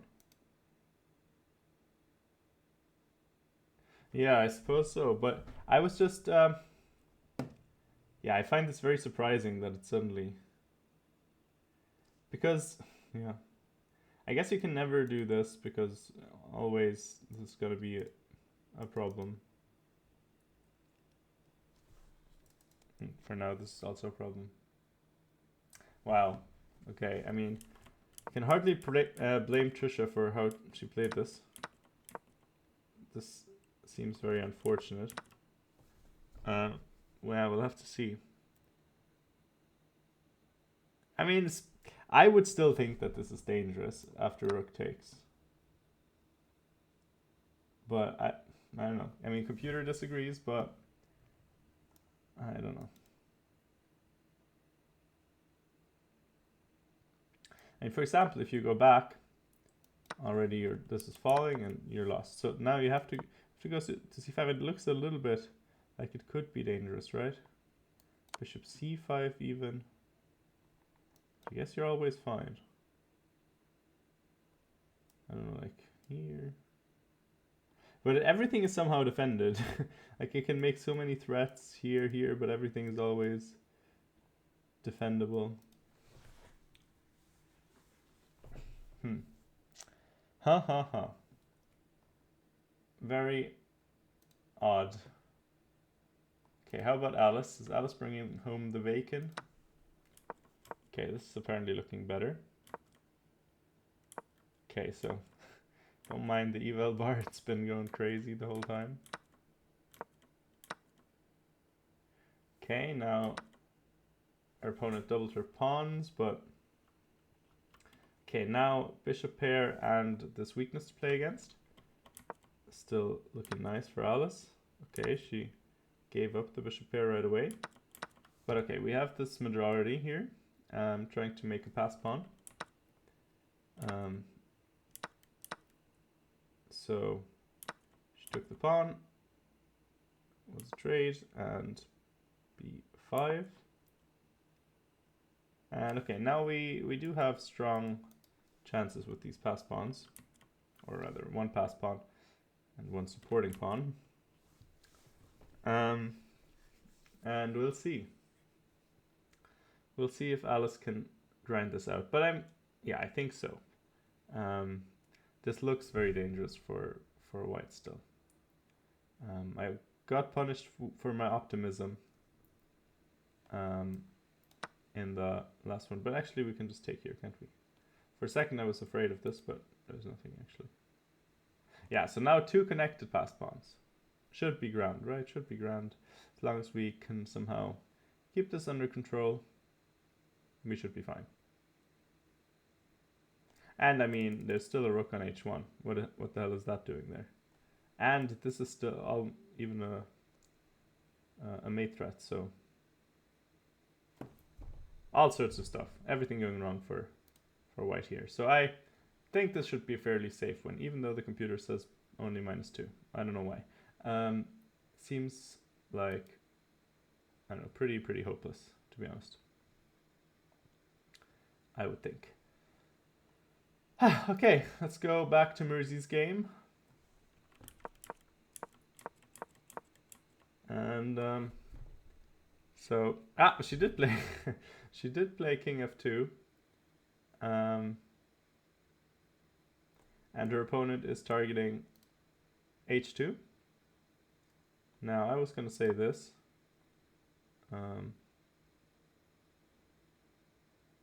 But okay, computer thinks no longer any advantage for white.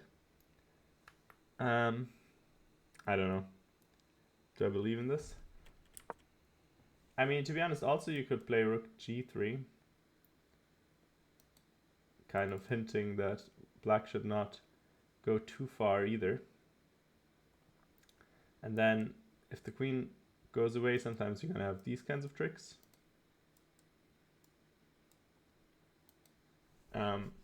But yeah, not so clear what should be happening. Diana played rook h1. Rook h1. That's odd. Okay. Wouldn't have come up with that myself.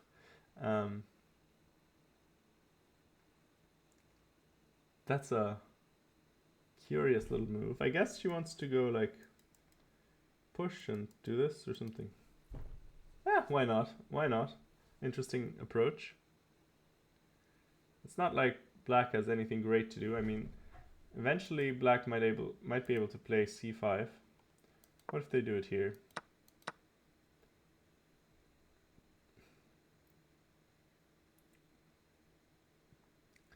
I mean, I don't know. You kind of have to... No, this is... No, it's not a problem. Okay, so we can go here and maybe here and try to infiltrate, but it's hard to do anything. I mean, this e-pawn is not the best extra pawn I've ever seen. Not the best extra pawn I've ever seen. But her opponent might not want to play play with c5 and things like that. She might just want to sit on the position, try to hold it passively, which should also be a fine approach. But yeah, Diana has a plan. Let's see if it does anything. Another problem with that, though, I guess, is that eventually black could just play h6, and then, I don't know, are you going to activate your rook somehow here? Because, I mean, this rook's always going to be on e7. And it's not clear exactly how we are going to break through. But who knows? Maybe there's things to be done. Maybe there are things to be done. Lads and ladies. Everything in between.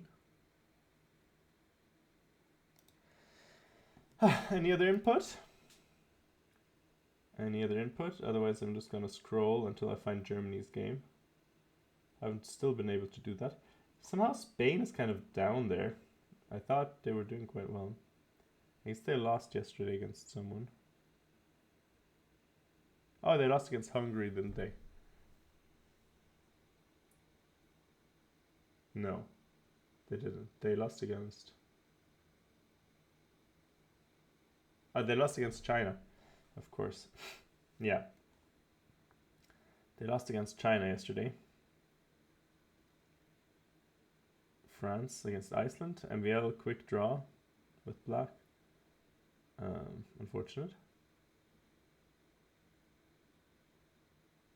I'm always wondering, how do Eric Icy and Gukesh and these people, how do they get playable positions every game and then they win them all?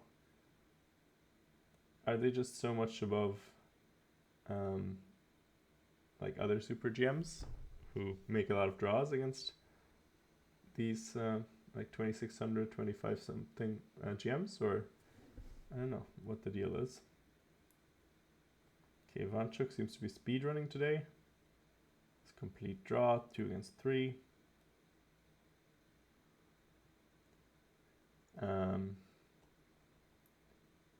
Germany, where art thou? No liver to be seen. Ah, there we go. Venezuela. Germany, of course, already lost twice. It's a bit unfortunate, considering sort of their seed, which is like 6th or 7th maybe. Lost against Montenegro and against Lithuania. So 2 teams that are definitely ranked a lot lower.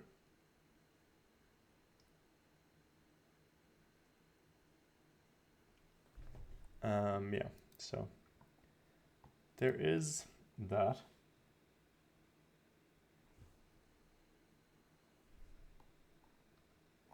Let's see. Keimer, of course, having a bit of a tough run of form. He had a huge streak of wins at this tournament in Poland, and then he had two losses towards the end, and then like he lost 2 out of 3 games that he's played here, I think. Yeah. So not great if you're 27-30 and always playing down. But it happens. I guess it's also a team environment. You're prone to over pushing sometimes. Let's see how this one's going. Okay, Queen's Gambit declined. Okay, Queenside castles.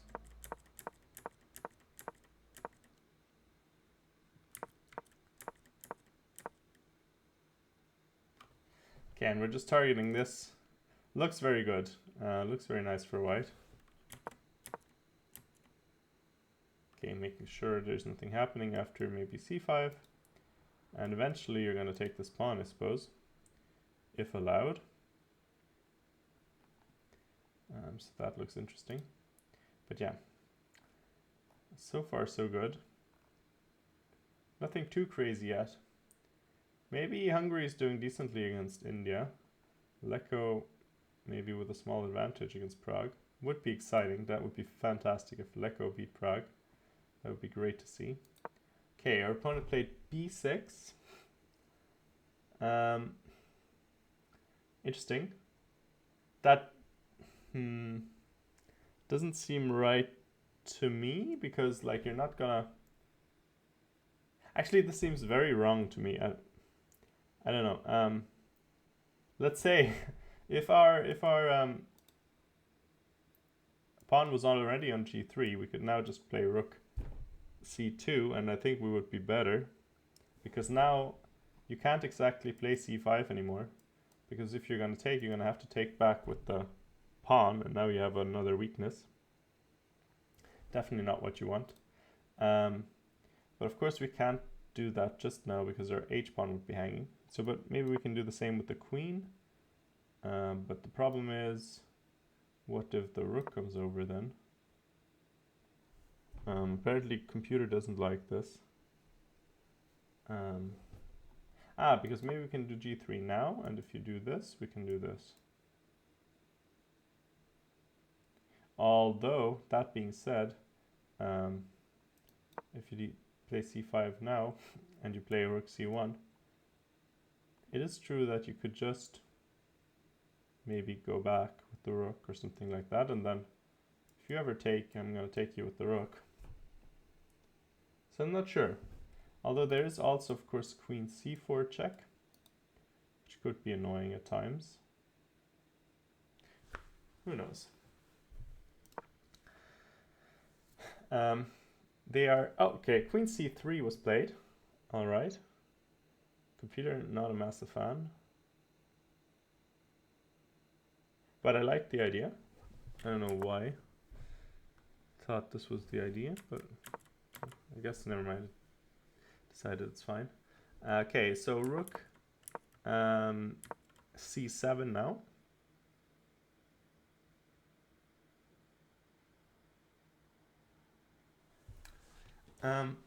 Okay, now maybe g3 or h3 or something like that.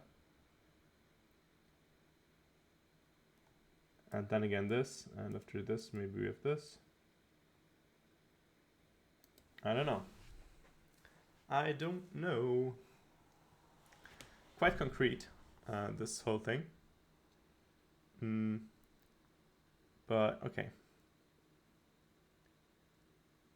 It would also be interesting if we found a way to give our pawn away for some good attack, but I don't see any way to make that happen necessarily. But that would be an approach as well generally in these kinds of positions, but I don't think it's necessarily a possibility here. Now another question is, can we ever play something like like b4? I don't think we can at the moment, because I guess you can play c5 anyway, maybe.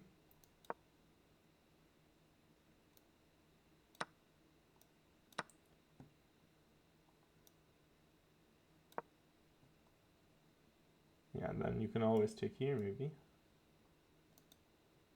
Ah.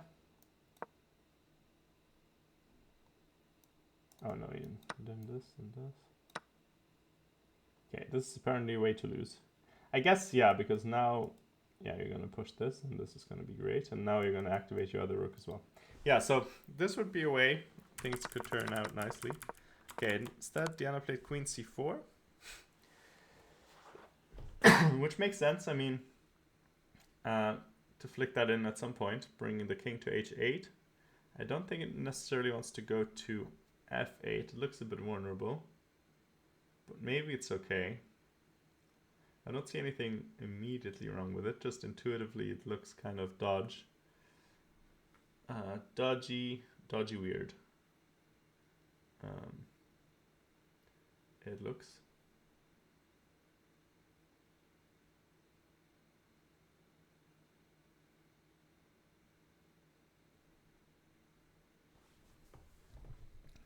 Sorry, I just have the stream open actually, so I can get alerted to any interesting developments, and we might have some interesting development.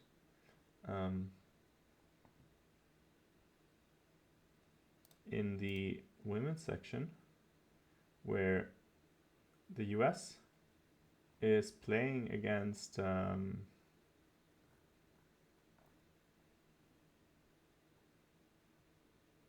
Switzerland, and apparently they're doing quite well. Switzerland, of course, with Alexandra Kostenyuk on board one, made a relatively quick draw with black, and apparently their lower boards seem to be doing well against the Americans. Okay, some sort of Najdorf madness.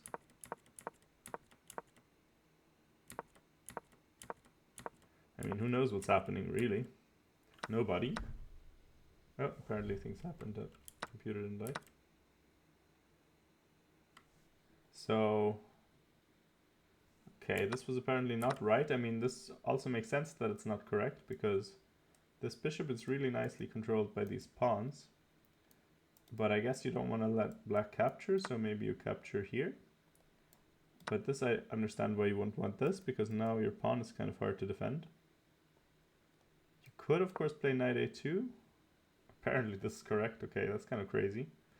Maybe you just can play like this and reroute and be good. But it does look a bit strange. Also, I'd be a bit afraid that black can do this.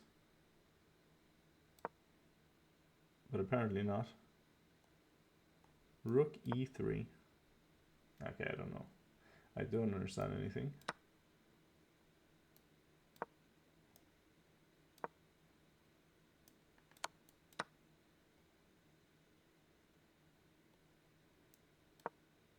Oh yeah, and then you're getting this back. Okay, well, that's an insane line. Can't complain too much about not finding this. Okay, so maybe not as big of an advantage anymore.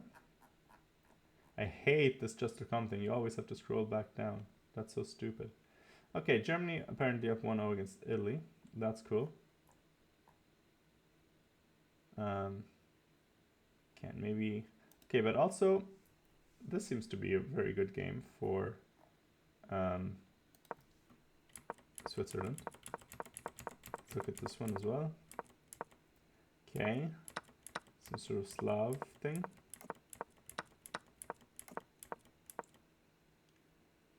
Okay, apparently looking extremely nice. I mean, the center looks very nice. The bishops look beautiful. Black has very strange piece coordination. Trying to go after the bishops, but white says no, thank you. I'd rather keep them. Ow! Knight is on a8. You don't love to see that one. You hate to see it, in fact. That pains the eyes. Also, where's it going? I guess you want to play b5 or something? It's an idea, but you're not going to make it happen. I don't really understand. There's way too many things on b5, surely, so... Where's your knight going? Do you want to... Where do you want to put your queen? Like c8 and then go this way? And then here? Maybe. That's a long... It's a long series of moves, and meanwhile your knight is on a8. So that looks all the way nasty for black, for sure. Good stuff by the Swiss player. Speaking of good stuff, let's see what Diana's doing. So king h8 was played, g3, makes a lot of sense. We're saying now we want to bring our rook out, and now that we protected the h-pawn. And okay, we are a pawn up. Not, you know, the most influential pawn so far, but maybe, let's say, if queens got traded, this could be very good, and we would have great chances. So that would be maybe a goal. We are sort of a little bit open to harassment. Our king is not like super pretty. And our structure has some weaknesses that are potentially targetable by queen. Not so easy for rooks to do the same thing. So I think queen trade would be nice for us. Also, now that c6 is an additional weakness, I feel like that is, yeah, a lot more to play for white now. I think before b6 it was looking really tough, but maybe I can see it more now. Now questions are arising as to what black should do next. I mean, one idea is to do this, but it doesn't really seem very sensible, because maybe we can even just at some point have ideas of pushing. Probably not though, but could happen. Another idea is of course to come back, keep white tied down to this. Another idea is maybe to come down with queen a3. Yeah, so c5 was played. Okay, so the thing is we can play d5, and maybe she wants this. But then we have e4 because our queen's in position. Now, the advantage compared to the position we had before with basically the same structure here is that now black's pawn is sort of extended past this point. So not only is this a passed pawn, but also we do have our own ideas of applying pressure now, which is a lot more than we could say earlier, where with the black pawns here and the white pawns here, there was really much less of a chance to create any further weaknesses for white. Now, yeah, this would be nice. Let's see what Diana chooses to do. I don't think she has too many choices. I guess the other choice would be a rook c1.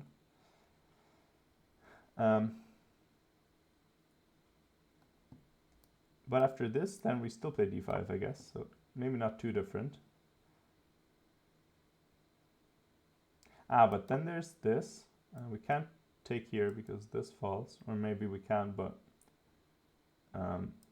it doesn't look too great to allow the queen in. And then, oh, okay. Okay, so apparently she did play rook c1. Yeah, so let's hope that this exact line doesn't happen. Like if she can get d5 in anyway, I don't know. I don't know what exactly the plan is for black. The problem is just if here we can't take or anything like that. So, and in fact, black's threatening to take. So we have to play d5 at this point. And now b5 is, I think, just a good move. But maybe it's also the only good move. Which, if she doesn't find it, might be might be good. And Diana's opponents in this tournament have had the somewhat pleasant tendency to not find key moves sometimes. Although one of them did, which was rather annoying. Yeah, but we'll see. We'll see what's happening.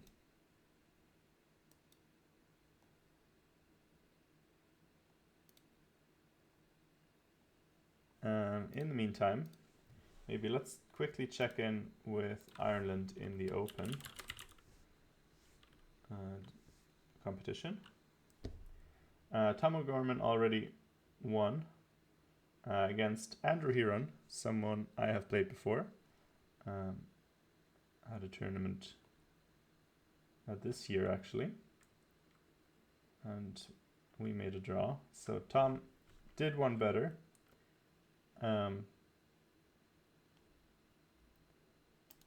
Let's see. Alex Baburin, let's see how he's doing. I mean, this would be an important win, kind of. Liechtenstein is one of the teams that Ireland should be clearly favored against. But this one, I don't know. I mean, we're a pawn down. I don't see the compensation necessarily, unless we're winning something important now. But, okay, queen d5. And we have to take, I assume, or something. Okay, I guess queen d5, we can also play f3, technically. And then maybe we're winning this pawn. Yeah, okay. So I guess that's the idea. But still, I don't really see that we could be better. Although, also this pawn is maybe hanging sometimes. Here, here, here, and maybe everything gets traded off. Who knows? Who knows what happens? That being said, actually, this bishop doesn't really have too many squares. Because here, what if we take here? Okay, it's not a fan.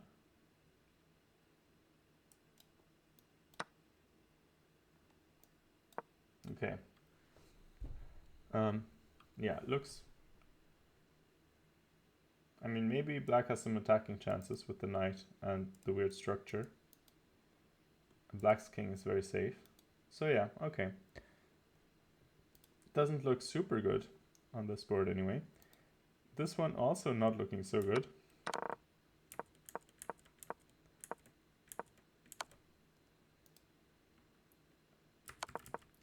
We were saying earlier that it's very tough for black to play when white has such a tight grip on the d5 square. Okay, so here putting on pressure on the d5 square now, maybe threatening to take twice. Although then you could still take with the rook, it wouldn't be so bad, I think. White wanted to avoid it though, not correct apparently. King f8. Didn't want to let the queen in, which is understandable. This looks very scary. I mean, this looks very scary. I don't know, I mean, computers can do such things. I don't know if we're necessarily prepared to do the same. Also this pawn is hanging as well. I mean, that's more than I could stomach. I definitely understand why you wouldn't want to do this. But okay, still our thing falls. Now exchange sack, kind of maybe out of desperation. Because it doesn't even ruin the structure. You can just take with the queen. Okay, apparently that's not so good. But it looks pretty safe to take with the queen. I don't know. I don't know, it's tough. You could also like counter sack on b6. Who knows? Because this knight is sort of the only potentially active piece. This bishop looks decent, but it's not really doing that much. This bishop doesn't even look like it's doing anything. And if you take here, I mean, you can't take here. So there's this factor. Yeah, super complicated in some ways, but yeah, we'll see what happens. And Tarun,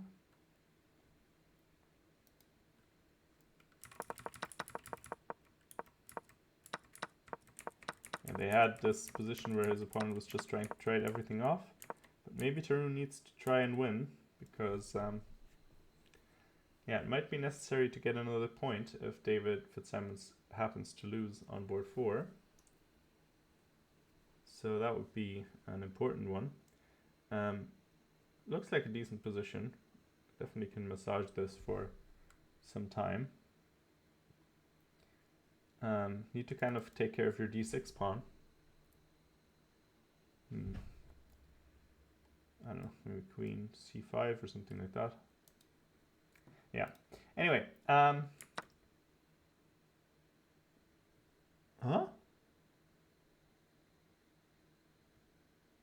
What? Excuse me? This is where I look into the camera. What? What?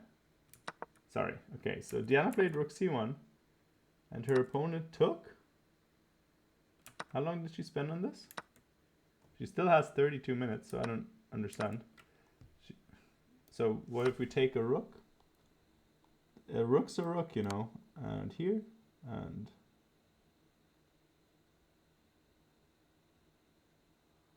Okay, so does it matter where we go? Okay, so if we go here, we allow this, and we might get like mated or something. I understand. So that's maybe not right. So, but listen, it's much easier. Oh, okay, this was played, and now Diana better think for a bit to find the right square. So what happens if you go here? This also not so good.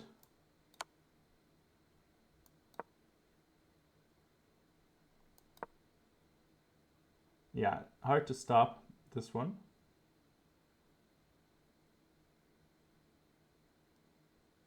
You have this trick though, but apparently it's not enough to win. Oh yeah, I can just take a queen. Yeah, and then you're in a rook endgame. Where, I don't know, after rook d3, I would still think that white has some chances maybe, because you need to take care of the back rank. Ah, no, but you can come back. Never mind. Yeah, okay, that would be a draw.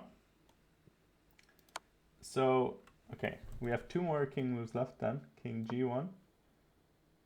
Okay, also not the greatest apparently, so must be king f1.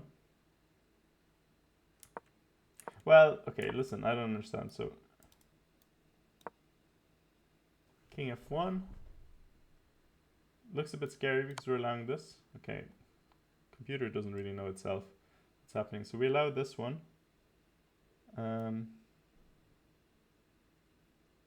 King e1, I assume. Because what else? I mean, otherwise they're making queen. So king e1, and then diagonal, and we block. And here we take. Hold on. So here.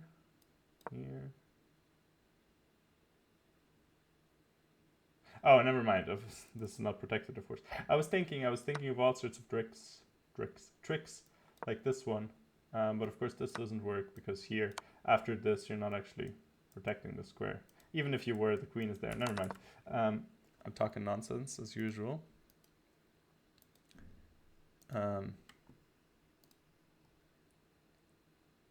Do you see my message? Yes, I do see your message, Lena Anna 038. Sorry, sometimes I'm not looking at my own chat because I'm also streaming on a different channel,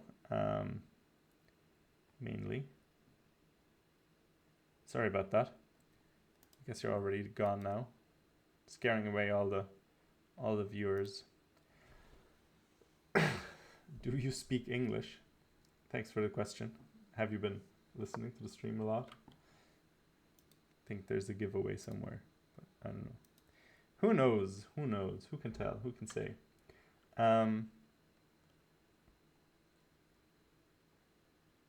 Okay, king g1 was played. Also looks reasonable. She played it fairly quickly. Okay, so now you can't do this, of course, because now the queen is hanging. So I don't know if the queen comes in. Oh yeah, you can just do this. You can just do this, and that's easy, right? Because you need to do something against mate. You can't even play here because this is that. If you go here, then you're just super passive. Queen c2, and now you're either losing the pawn or trading queens. Yeah, okay, this should be a very simple win, to be honest. I don't understand. Like, her opponents are losing their minds completely every game. Like, yesterday they hung like a full bishop at least at the end, and now a full rook. I don't know. I hope Diana comes into chat soon, so that means she will have won. That would make me feel a lot better. Right around now, by the way. Right around now, she could maybe come into chat. Tell us that she won the game and that we don't have to worry no more. Okay, let's see. Other games. Okay, Tosh is in trouble. Alice is winning. Let's look at Alice's game first because we want to see the wins, not the losses. Okay, I mean, the pawns are just running. This is too easy to mess up. There's no way her opponent can save this.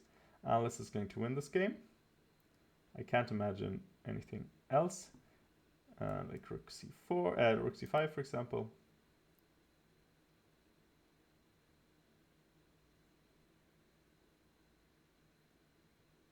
Or actually, rook c4. Why not rook c4? Yeah, rook c4 is even better because you're forking these pieces, basically. Have to take here. Now this pawn is also hanging. Kind of. I mean, this one. Anyway, you don't need to take it. You can just bring your king as well. Nothing can happen. You have 2 passed pawns, and Alice is going to win. Well done. Well done, well done. And Trisha who was crushing earlier, but now, okay, she didn't take with the rook. I'm a bit surprised by that. I thought rook takes looked most promising, but now, apparently there's nothing here. It's kind of shocking. I mean, she's not up material or anything, so, and it's hard to move pieces. Like, for example, you can take here, but you will lose this. If you do this, then you give up the square.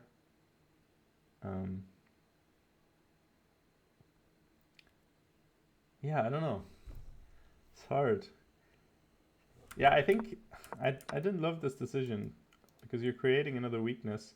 These double pawns, they're at least controlling some squares, and you're allowing your rook to be active. But I'm sure Trisha had her reasons. Maybe it seemed like the more stable approach to her. Maybe she was afraid of losing chances in the other line, which might have made sense. Because your pawn on c6 is now a bit exposed. Definitely a bit spooky.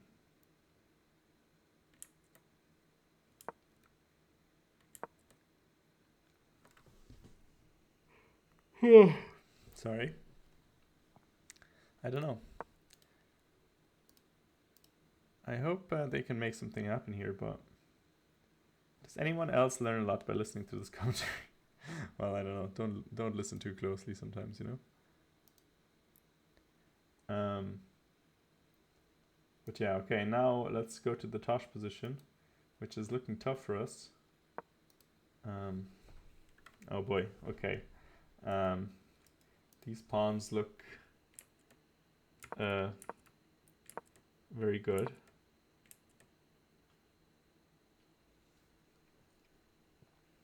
Okay, so I guess, yeah, I mean, this, yeah. So what do we do? If we take here, then we're allowing this rook in, and then maybe rook comes to b6 as well. Bishop, sorry. And the problem is a little bit that, like, our pieces, I mean, this piece wants to play on the queen side, but it can't really because nothing's there. This pawn is kind of inconsequential almost at the moment, although it could also be very useful if you push it up the board.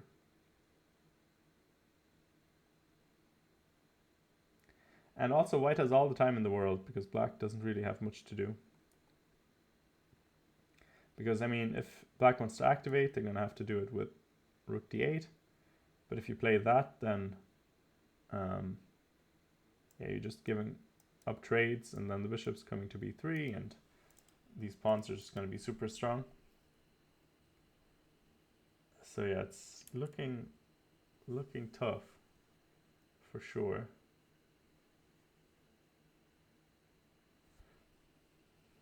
I don't know.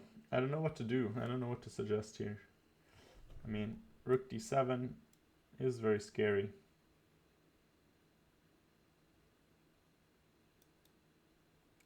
But yeah, you can also like make luft before you do that, or move your pawn. I'm sure all of it is winning. Maybe this is the most stable approach. Save the pawn first. There's no rush, and then eventually come in here. Yeah. Also, I guess the bishop can also go to this diagonal as well, which makes things even more concerning. Yeah, but I'm sure that rook d7 is probably better. But yeah, it just shows that it's not even necessary. And also our opponent still has 30 minutes, which is a lot of time to work out this position. It's a bit unfortunate. If the times were reversed, you know, like white having 6 minutes and black 30, maybe you can, I mean, it's hard to blunder here, but maybe you can panic in some situation and push for more than there is and be a bit hectic and try to finish off the game immediately rather than taking time, move wise, and then things can go wrong. But with this time situation, it looks definitely quite tough.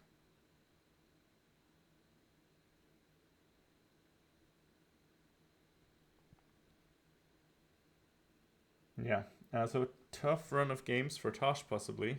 She lost rest yesterday. Oh, and okay, Rook D7 was played. I mean, her opponent's playing quite decently. Definitely good for a 1600. Tough to do much when your opponent does well. Yeah, and then you allow something, and then it's just trouble. Okay, Diana's opponent, by the way, is like, oh, King G1. I didn't know that was legal. Now I have to trade queens, basically. Haven't looked at this variation, by the way. So here, here, here, and now a little quiz for the darlings. What is White's move in this position? How does White win?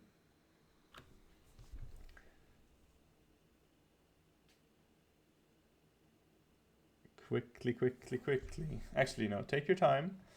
Take your time, think about it.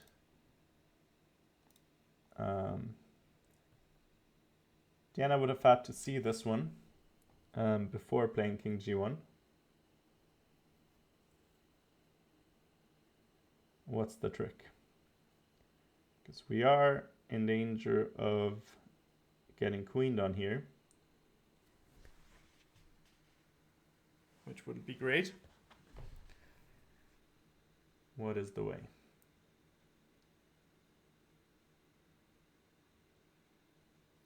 I mean, there might be more than one way. I think there's like one way that's clearly winning and one that might be just a bit better. Just maybe tiniest, just slightly enough to win maybe. But much, much less convincing, of course.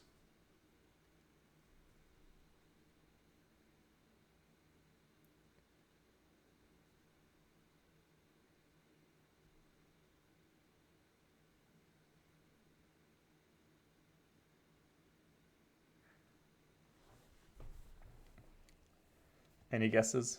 Is anyone watching? Anybody with anything to say? Oh, by the way, I'm just noticing that my camera is a bit out of position. What is happening here?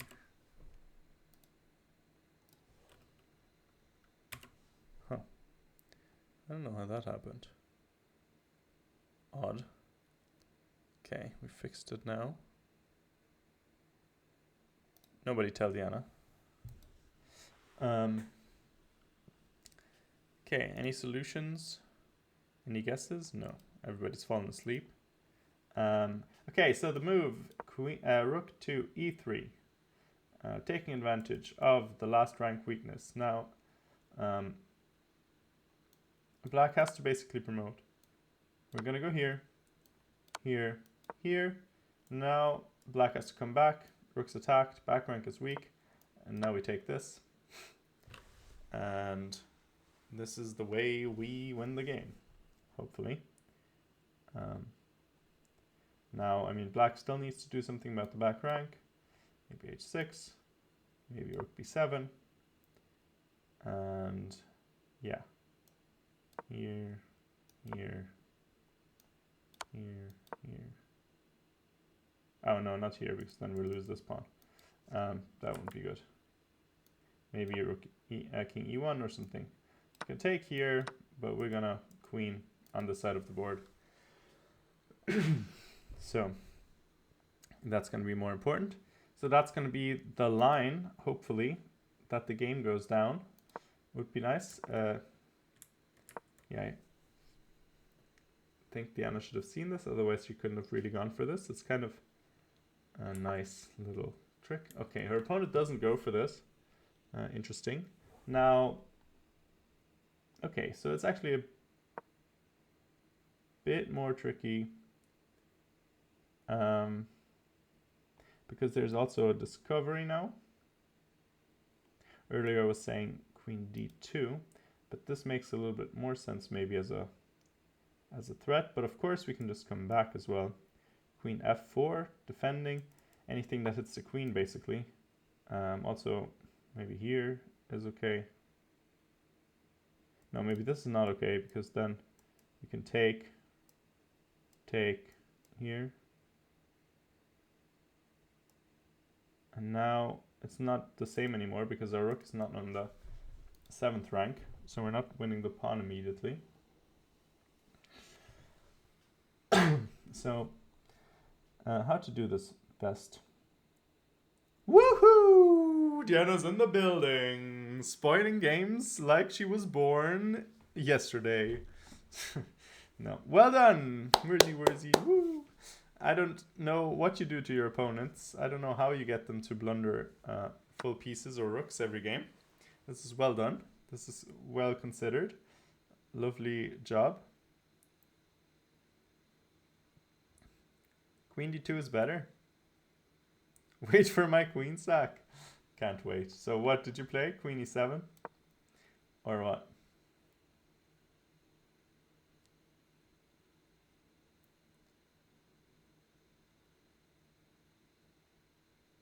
No, not that one. Okay, different queen sack. Queen f4. Okay, yeah, that makes sense. I mean, that's the safe way, I guess. Just shooing the queen away. Yeah, that makes sense. I like that you saw it was. Did you see this line fully, or were you just like? Did you see this line or? Nice. Well done. You take on a7? Hardly.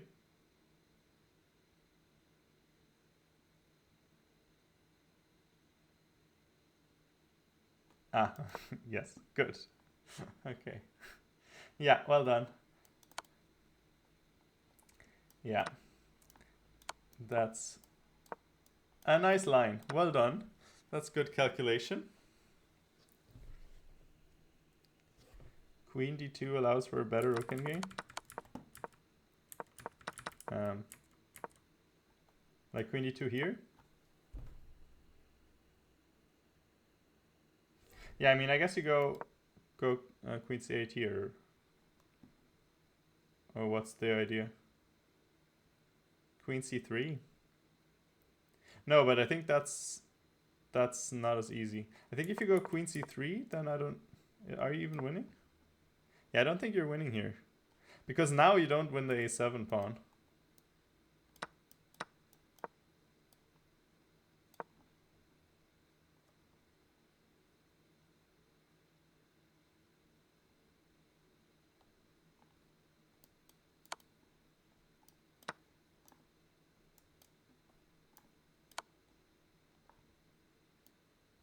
Yeah, I don't know about this one.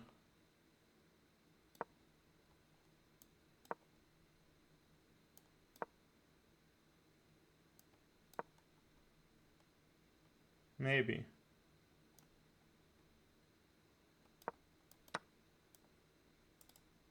Maybe here or here. This is not so easy, I think. I mean, sure, it's good. It's good, but it's not like winning. I think, I don't know. I think engines might hold this one. Because the extra pawn on the queen side is not actually... At least I'm not losing. Okay. That is true. I didn't realize you were afraid of losing there necessarily. But yeah, that was very odd play from your opponent. Very odd. But well done. That was good. Another opening question, I would say. I mean, that was not smooth. But yeah, then she just gave up a pawn and then she gave up a rook. So that was good. That was good. No, I mean, you played solidly once she gave you the opportunity. So that was very nice. I think... Does anyone want Keimer's signature? Probably not the way he's playing.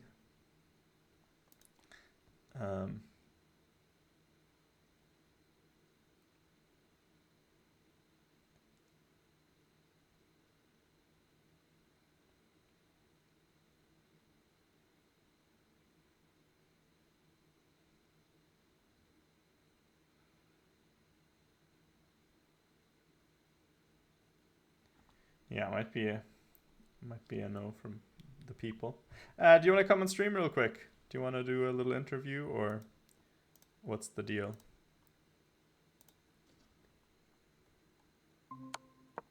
Send link. All right, all right, all right.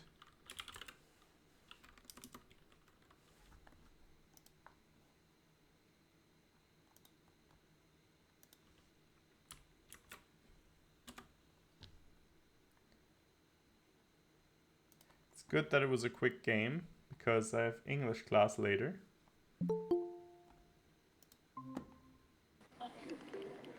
Hello, Mersey McWursey. Hello. I can't hear you. Oh, wait.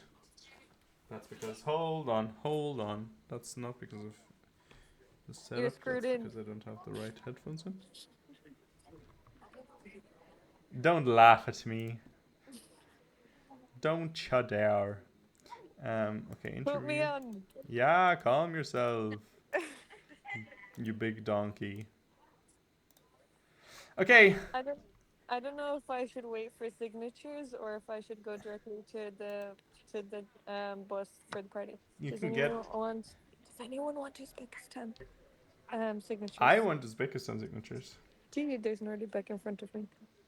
But is he done playing? Yeah, he's done. He's doing interview. Oh. I'm obviously not talking in the playing hall. Yeah, no, but like I'm surprised. That's all I'm saying.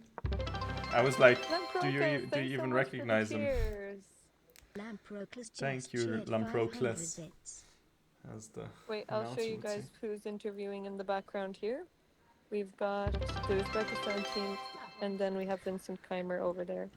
So Keimer, did he win or finally? I guess so. He looks happy. That's good. It was about time that he wins one. I don't think Lampard was Vincent because he's already got it. He's already got it? Yeah, because they're part of the same club. Ah. Well, maybe the others. What is happening? What is all this noise? Where? Oh, we reached a new bit goal of 1717. Wow. Woo! Woohoo! Thank you, Lamprocles. Oh, Twitch added 50 bits to Lamprocles' cheer. Well, thank you, Twitch. Twitch are adding cheers to everyone's cheers, so that's an encouraging factor. Like random amounts or 10% or? Yeah, I think it's some percentage. Interesting. Should be bit February. Anyway, how did you think the game was going? Tell us. Well, she just gave a pawn in the opening, but she should have played rook d5. Like, I know I was preparing to play rook e1, rook e1 to defend the pawn that way, but then I thought she just plays rook d5 and then doubles up. So I thought, oh, I'll just play rook f3. And then when she played rook d7, I was like, oh my goodness, this is annoying. Because now I can't push the pawn. Yeah. Wait, let's go one by one real quick. So okay, the opening was disaster, but whatever. Yeah. Okay, so bishop d3 is not very ambitious, I guess. Maybe you could play queen b3 or something. But wait, I actually think yeah, I'm gonna start going. I'll get signatures another day because the Bermuda party is gonna be soon, and I need to get ready. Oh, Diana needs to get ready. Well, maybe ready to hunt the Bermuda fish. Oh no, they're not called Bermudas. They're called barracudas. My bad.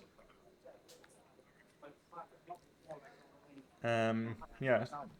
Maybe you should get interviews of the Bermuda team at the Bermuda party for the memes. Oh, I'm actually so happy that I won. Yes, well done. Kind of necessary as well because Tosh is losing and Trisha's no longer winning, so. Yeah, but Trisha will definitely win. Will she definitely win? She had such a beautiful position. She had such a beautiful position. I don't know what happened. I mean, I do know what happened, but it looked. I mean, she didn't like make any super obvious mistakes. It was just like. I mean, in the end. How are the darlings doing? Thanks so much for your support, darlings. Yes, darlings are great. But also, let's talk about the game real quick. Okay. So here I was thinking queen b3, but I thought that knight c6. Yeah, okay, let's see what the opening explorer says. Queen c8 most common. Is it queen c8? Damn! Because I was thinking knight c6, and then after queen takes b7, knight b4. And I didn't, Yeah, I wasn't sure. I don't think you take. You can do c5 first, I guess.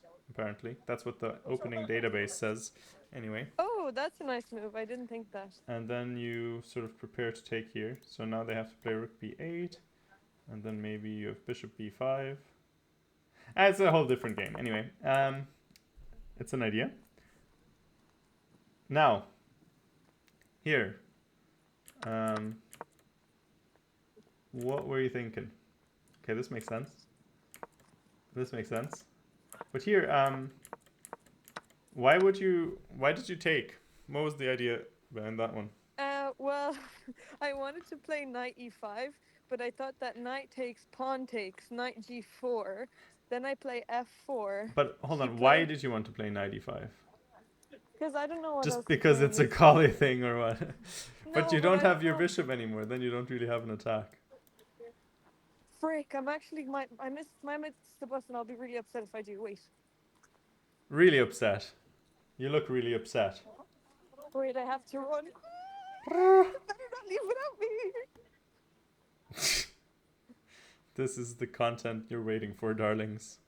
This is what we're all here for. Come on, show your running capability. That's me, yeah. Okay, I don't think Alice should be there. Yeah, Alice is there. Oh, did odds win already? Good. Good, good. Yeah. Well done as well.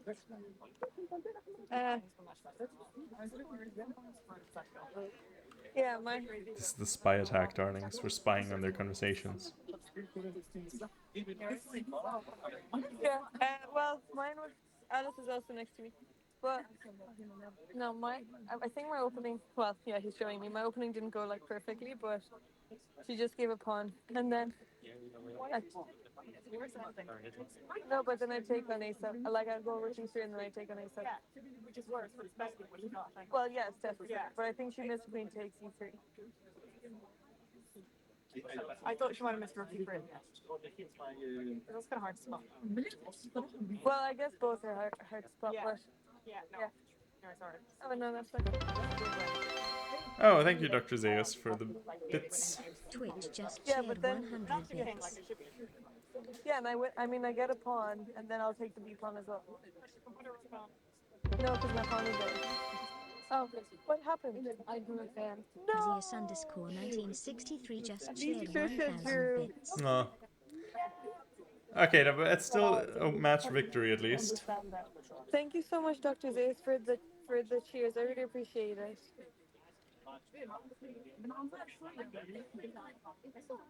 Yeah, that's tough. But okay, victory secured.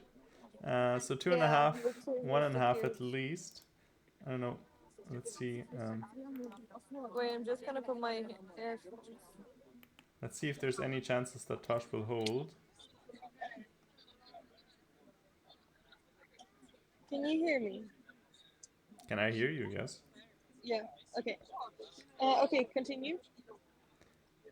Sorry, I'm just gonna go back to your game real quick. Continue what? What are we continuing? What were you saying about the opening? Oh yeah, here. I didn't. Yeah, that didn't really make any sense to me. I think you should play e4.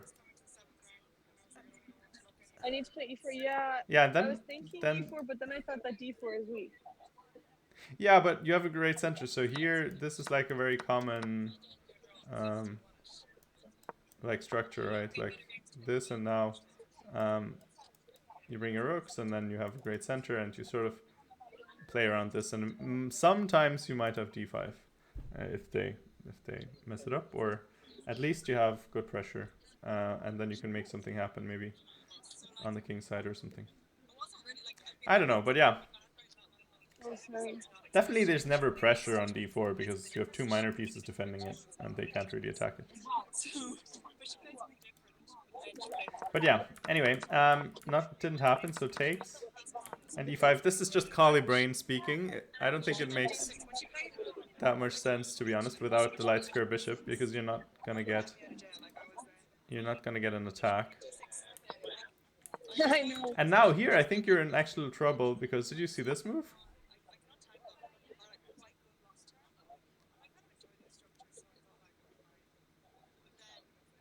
Okay. Can I not just... What is she threatening? Can I not play A3? Just to take. And now you can never get rid of this knight, and she's gonna play f6. Yeah, that's true. And your bishop is, Garbo. Garbo! Yeah, that's not true. Well, I didn't get 6 books, so... Yeah, this is kind of like when you're playing like this, it's kind of like you're black in a stone wall that didn't go very well for you. It's like, yeah, you didn't trade, you traded off your good bishop, but not your bad one. And you're playing a stone wall. I think, yeah, when you trade the bishops like that, I don't think you can play like this anymore. But okay, it worked out, so I don't know. Do you know what her idea was? I didn't really get it. Well, I think she said that she thought she was going to get the pawn back, but I think she just, I don't know, like miscalculated. Her calculation was just not good at all. Yeah, a bit odd. I didn't really get it. It's a very strange move. But I think it's also like, if you don't see this plan, it's not that easy to know what to do. I think. I like that we hear Alice's analysis as well. Yeah, but even after that, I actually thought it was much easier than it ended up being. So it's definitely not easy, yeah. Yeah, like even if I win that pawn, if she just plays rook d5, like I don't know how I'm gonna convert that.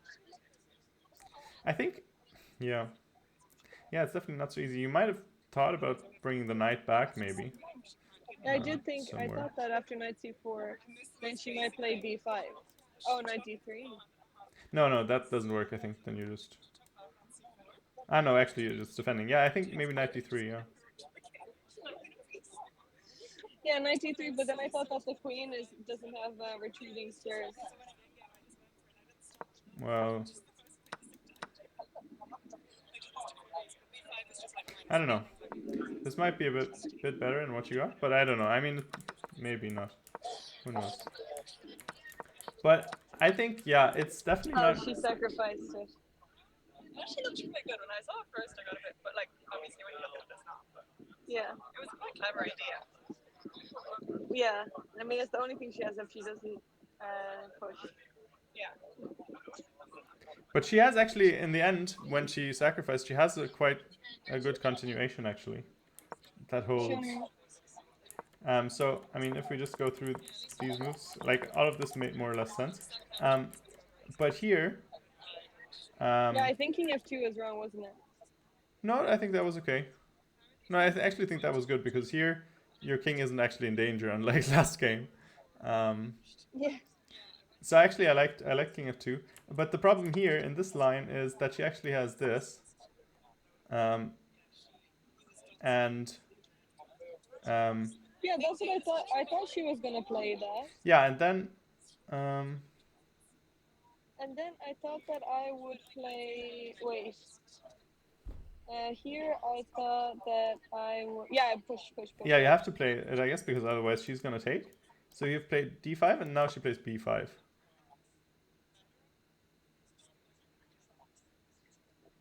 She plays what? b5. Oh, I didn't see that. Yeah, and here actually. Oh yeah, that's nice. Yeah, actually, I think this is. Oh, that's actually really nice.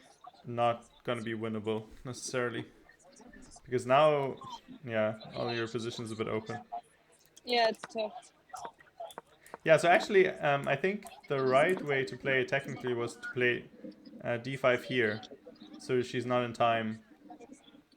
I think the check was wrong as well. Because now she can't play b5 because the rook's still hanging. I played it too early.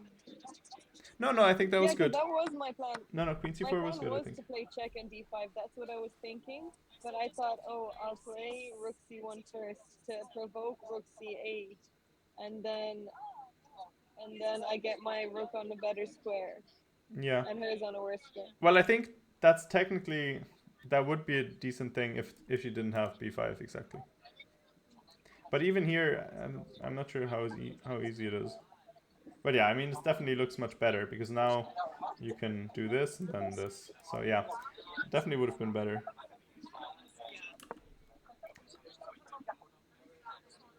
Yeah, but okay. I mean, you provoked her into going crazy. Well, I saw that, but I didn't calculate too much because I was like, oh, she's definitely not gonna play that. And then she put it, and I was like, come on. Were you confident about this? Well, I thought I didn't calculate too much. Like I just saw a few things. I saw like queen d2, queen c3.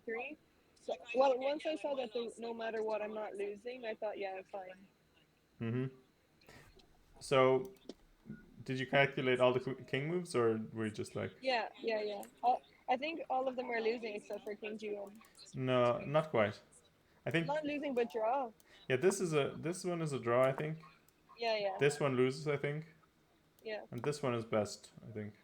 Well, yeah. I mean, it makes sense that I go to the only square she can't check. So. Well, I mean, this is the second best that you played. I think king f1 is technically best according to the engine. I checked it briefly after the game, and That's weird. I think the point is that after e2 you just go king e1 and there's nothing. You're just a clean rook up. Yeah, but then she can just play queen d2 before. Sorry? Sorry, no. Wait, what about queen d3 check? No, not here. Okay.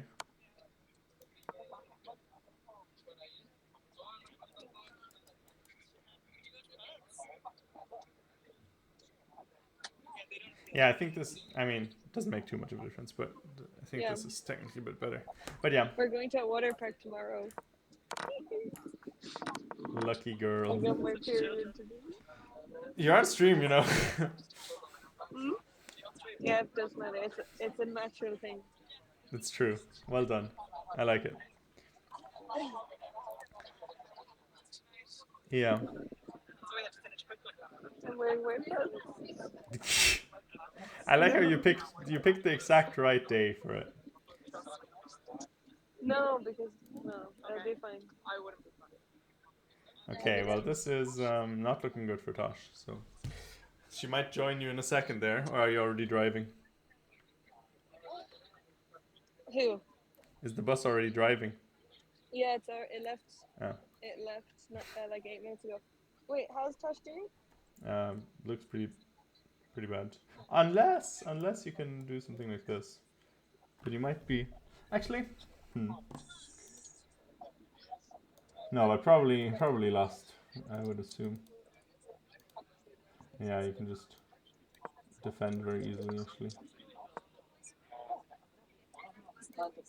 Yeah, even the simple defense works. So yeah, pretty lost. Unfortunate mundo. But okay, team wins. That's the main thing. Yeah, good thing the team won. Ireland defeats Hong Kong 2.5, 1.5. How's the mood between the two winners? I'm happy. Diana's happy. Yeah, we're both happy, I guess. Alice's spokesperson says Alice is happy. That's good. Yeah, looking good. Well, tomorrow? No, not tomorrow. Actually, tomorrow is going to be break. Free day. Yeah, and then the day after that, we start again. Yeah, maybe against a strong team again. Yeah, let's hope I don't end up in the hospital. Yeah. I'll actually kill you. I'll actually This kill time ya. my knee's weaker than last time. But this time nothing can go I wrong. remembered last time. I knew. Yeah, no, I was like, I shouldn't be doing it. I shouldn't be doing this. Anyway, goodbye. Self-harm. Oh no, Fetishist. he's wearing an Ireland band. He always wears it. Okay, I'll see you later, darlings. I should wear an Thanks so Ireland much for band. the support. So tomorrow we're not playing. We have a rest day, and then we come back on the 18th. But so far, I think we're plus like 2 rating points. That's good.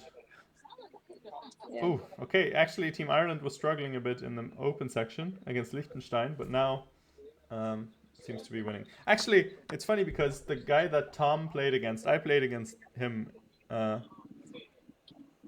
a tournament as well. one of the Liechtenstein guys. Isn't that funny? Yeah. Hilarious. Look at the hilarity on her face. She's so amused. Also, Incredible. congrats to Patrick for getting a job there. Getting a job. Did you tell them? Yes, I did. Sweeping the floors. No. Yes.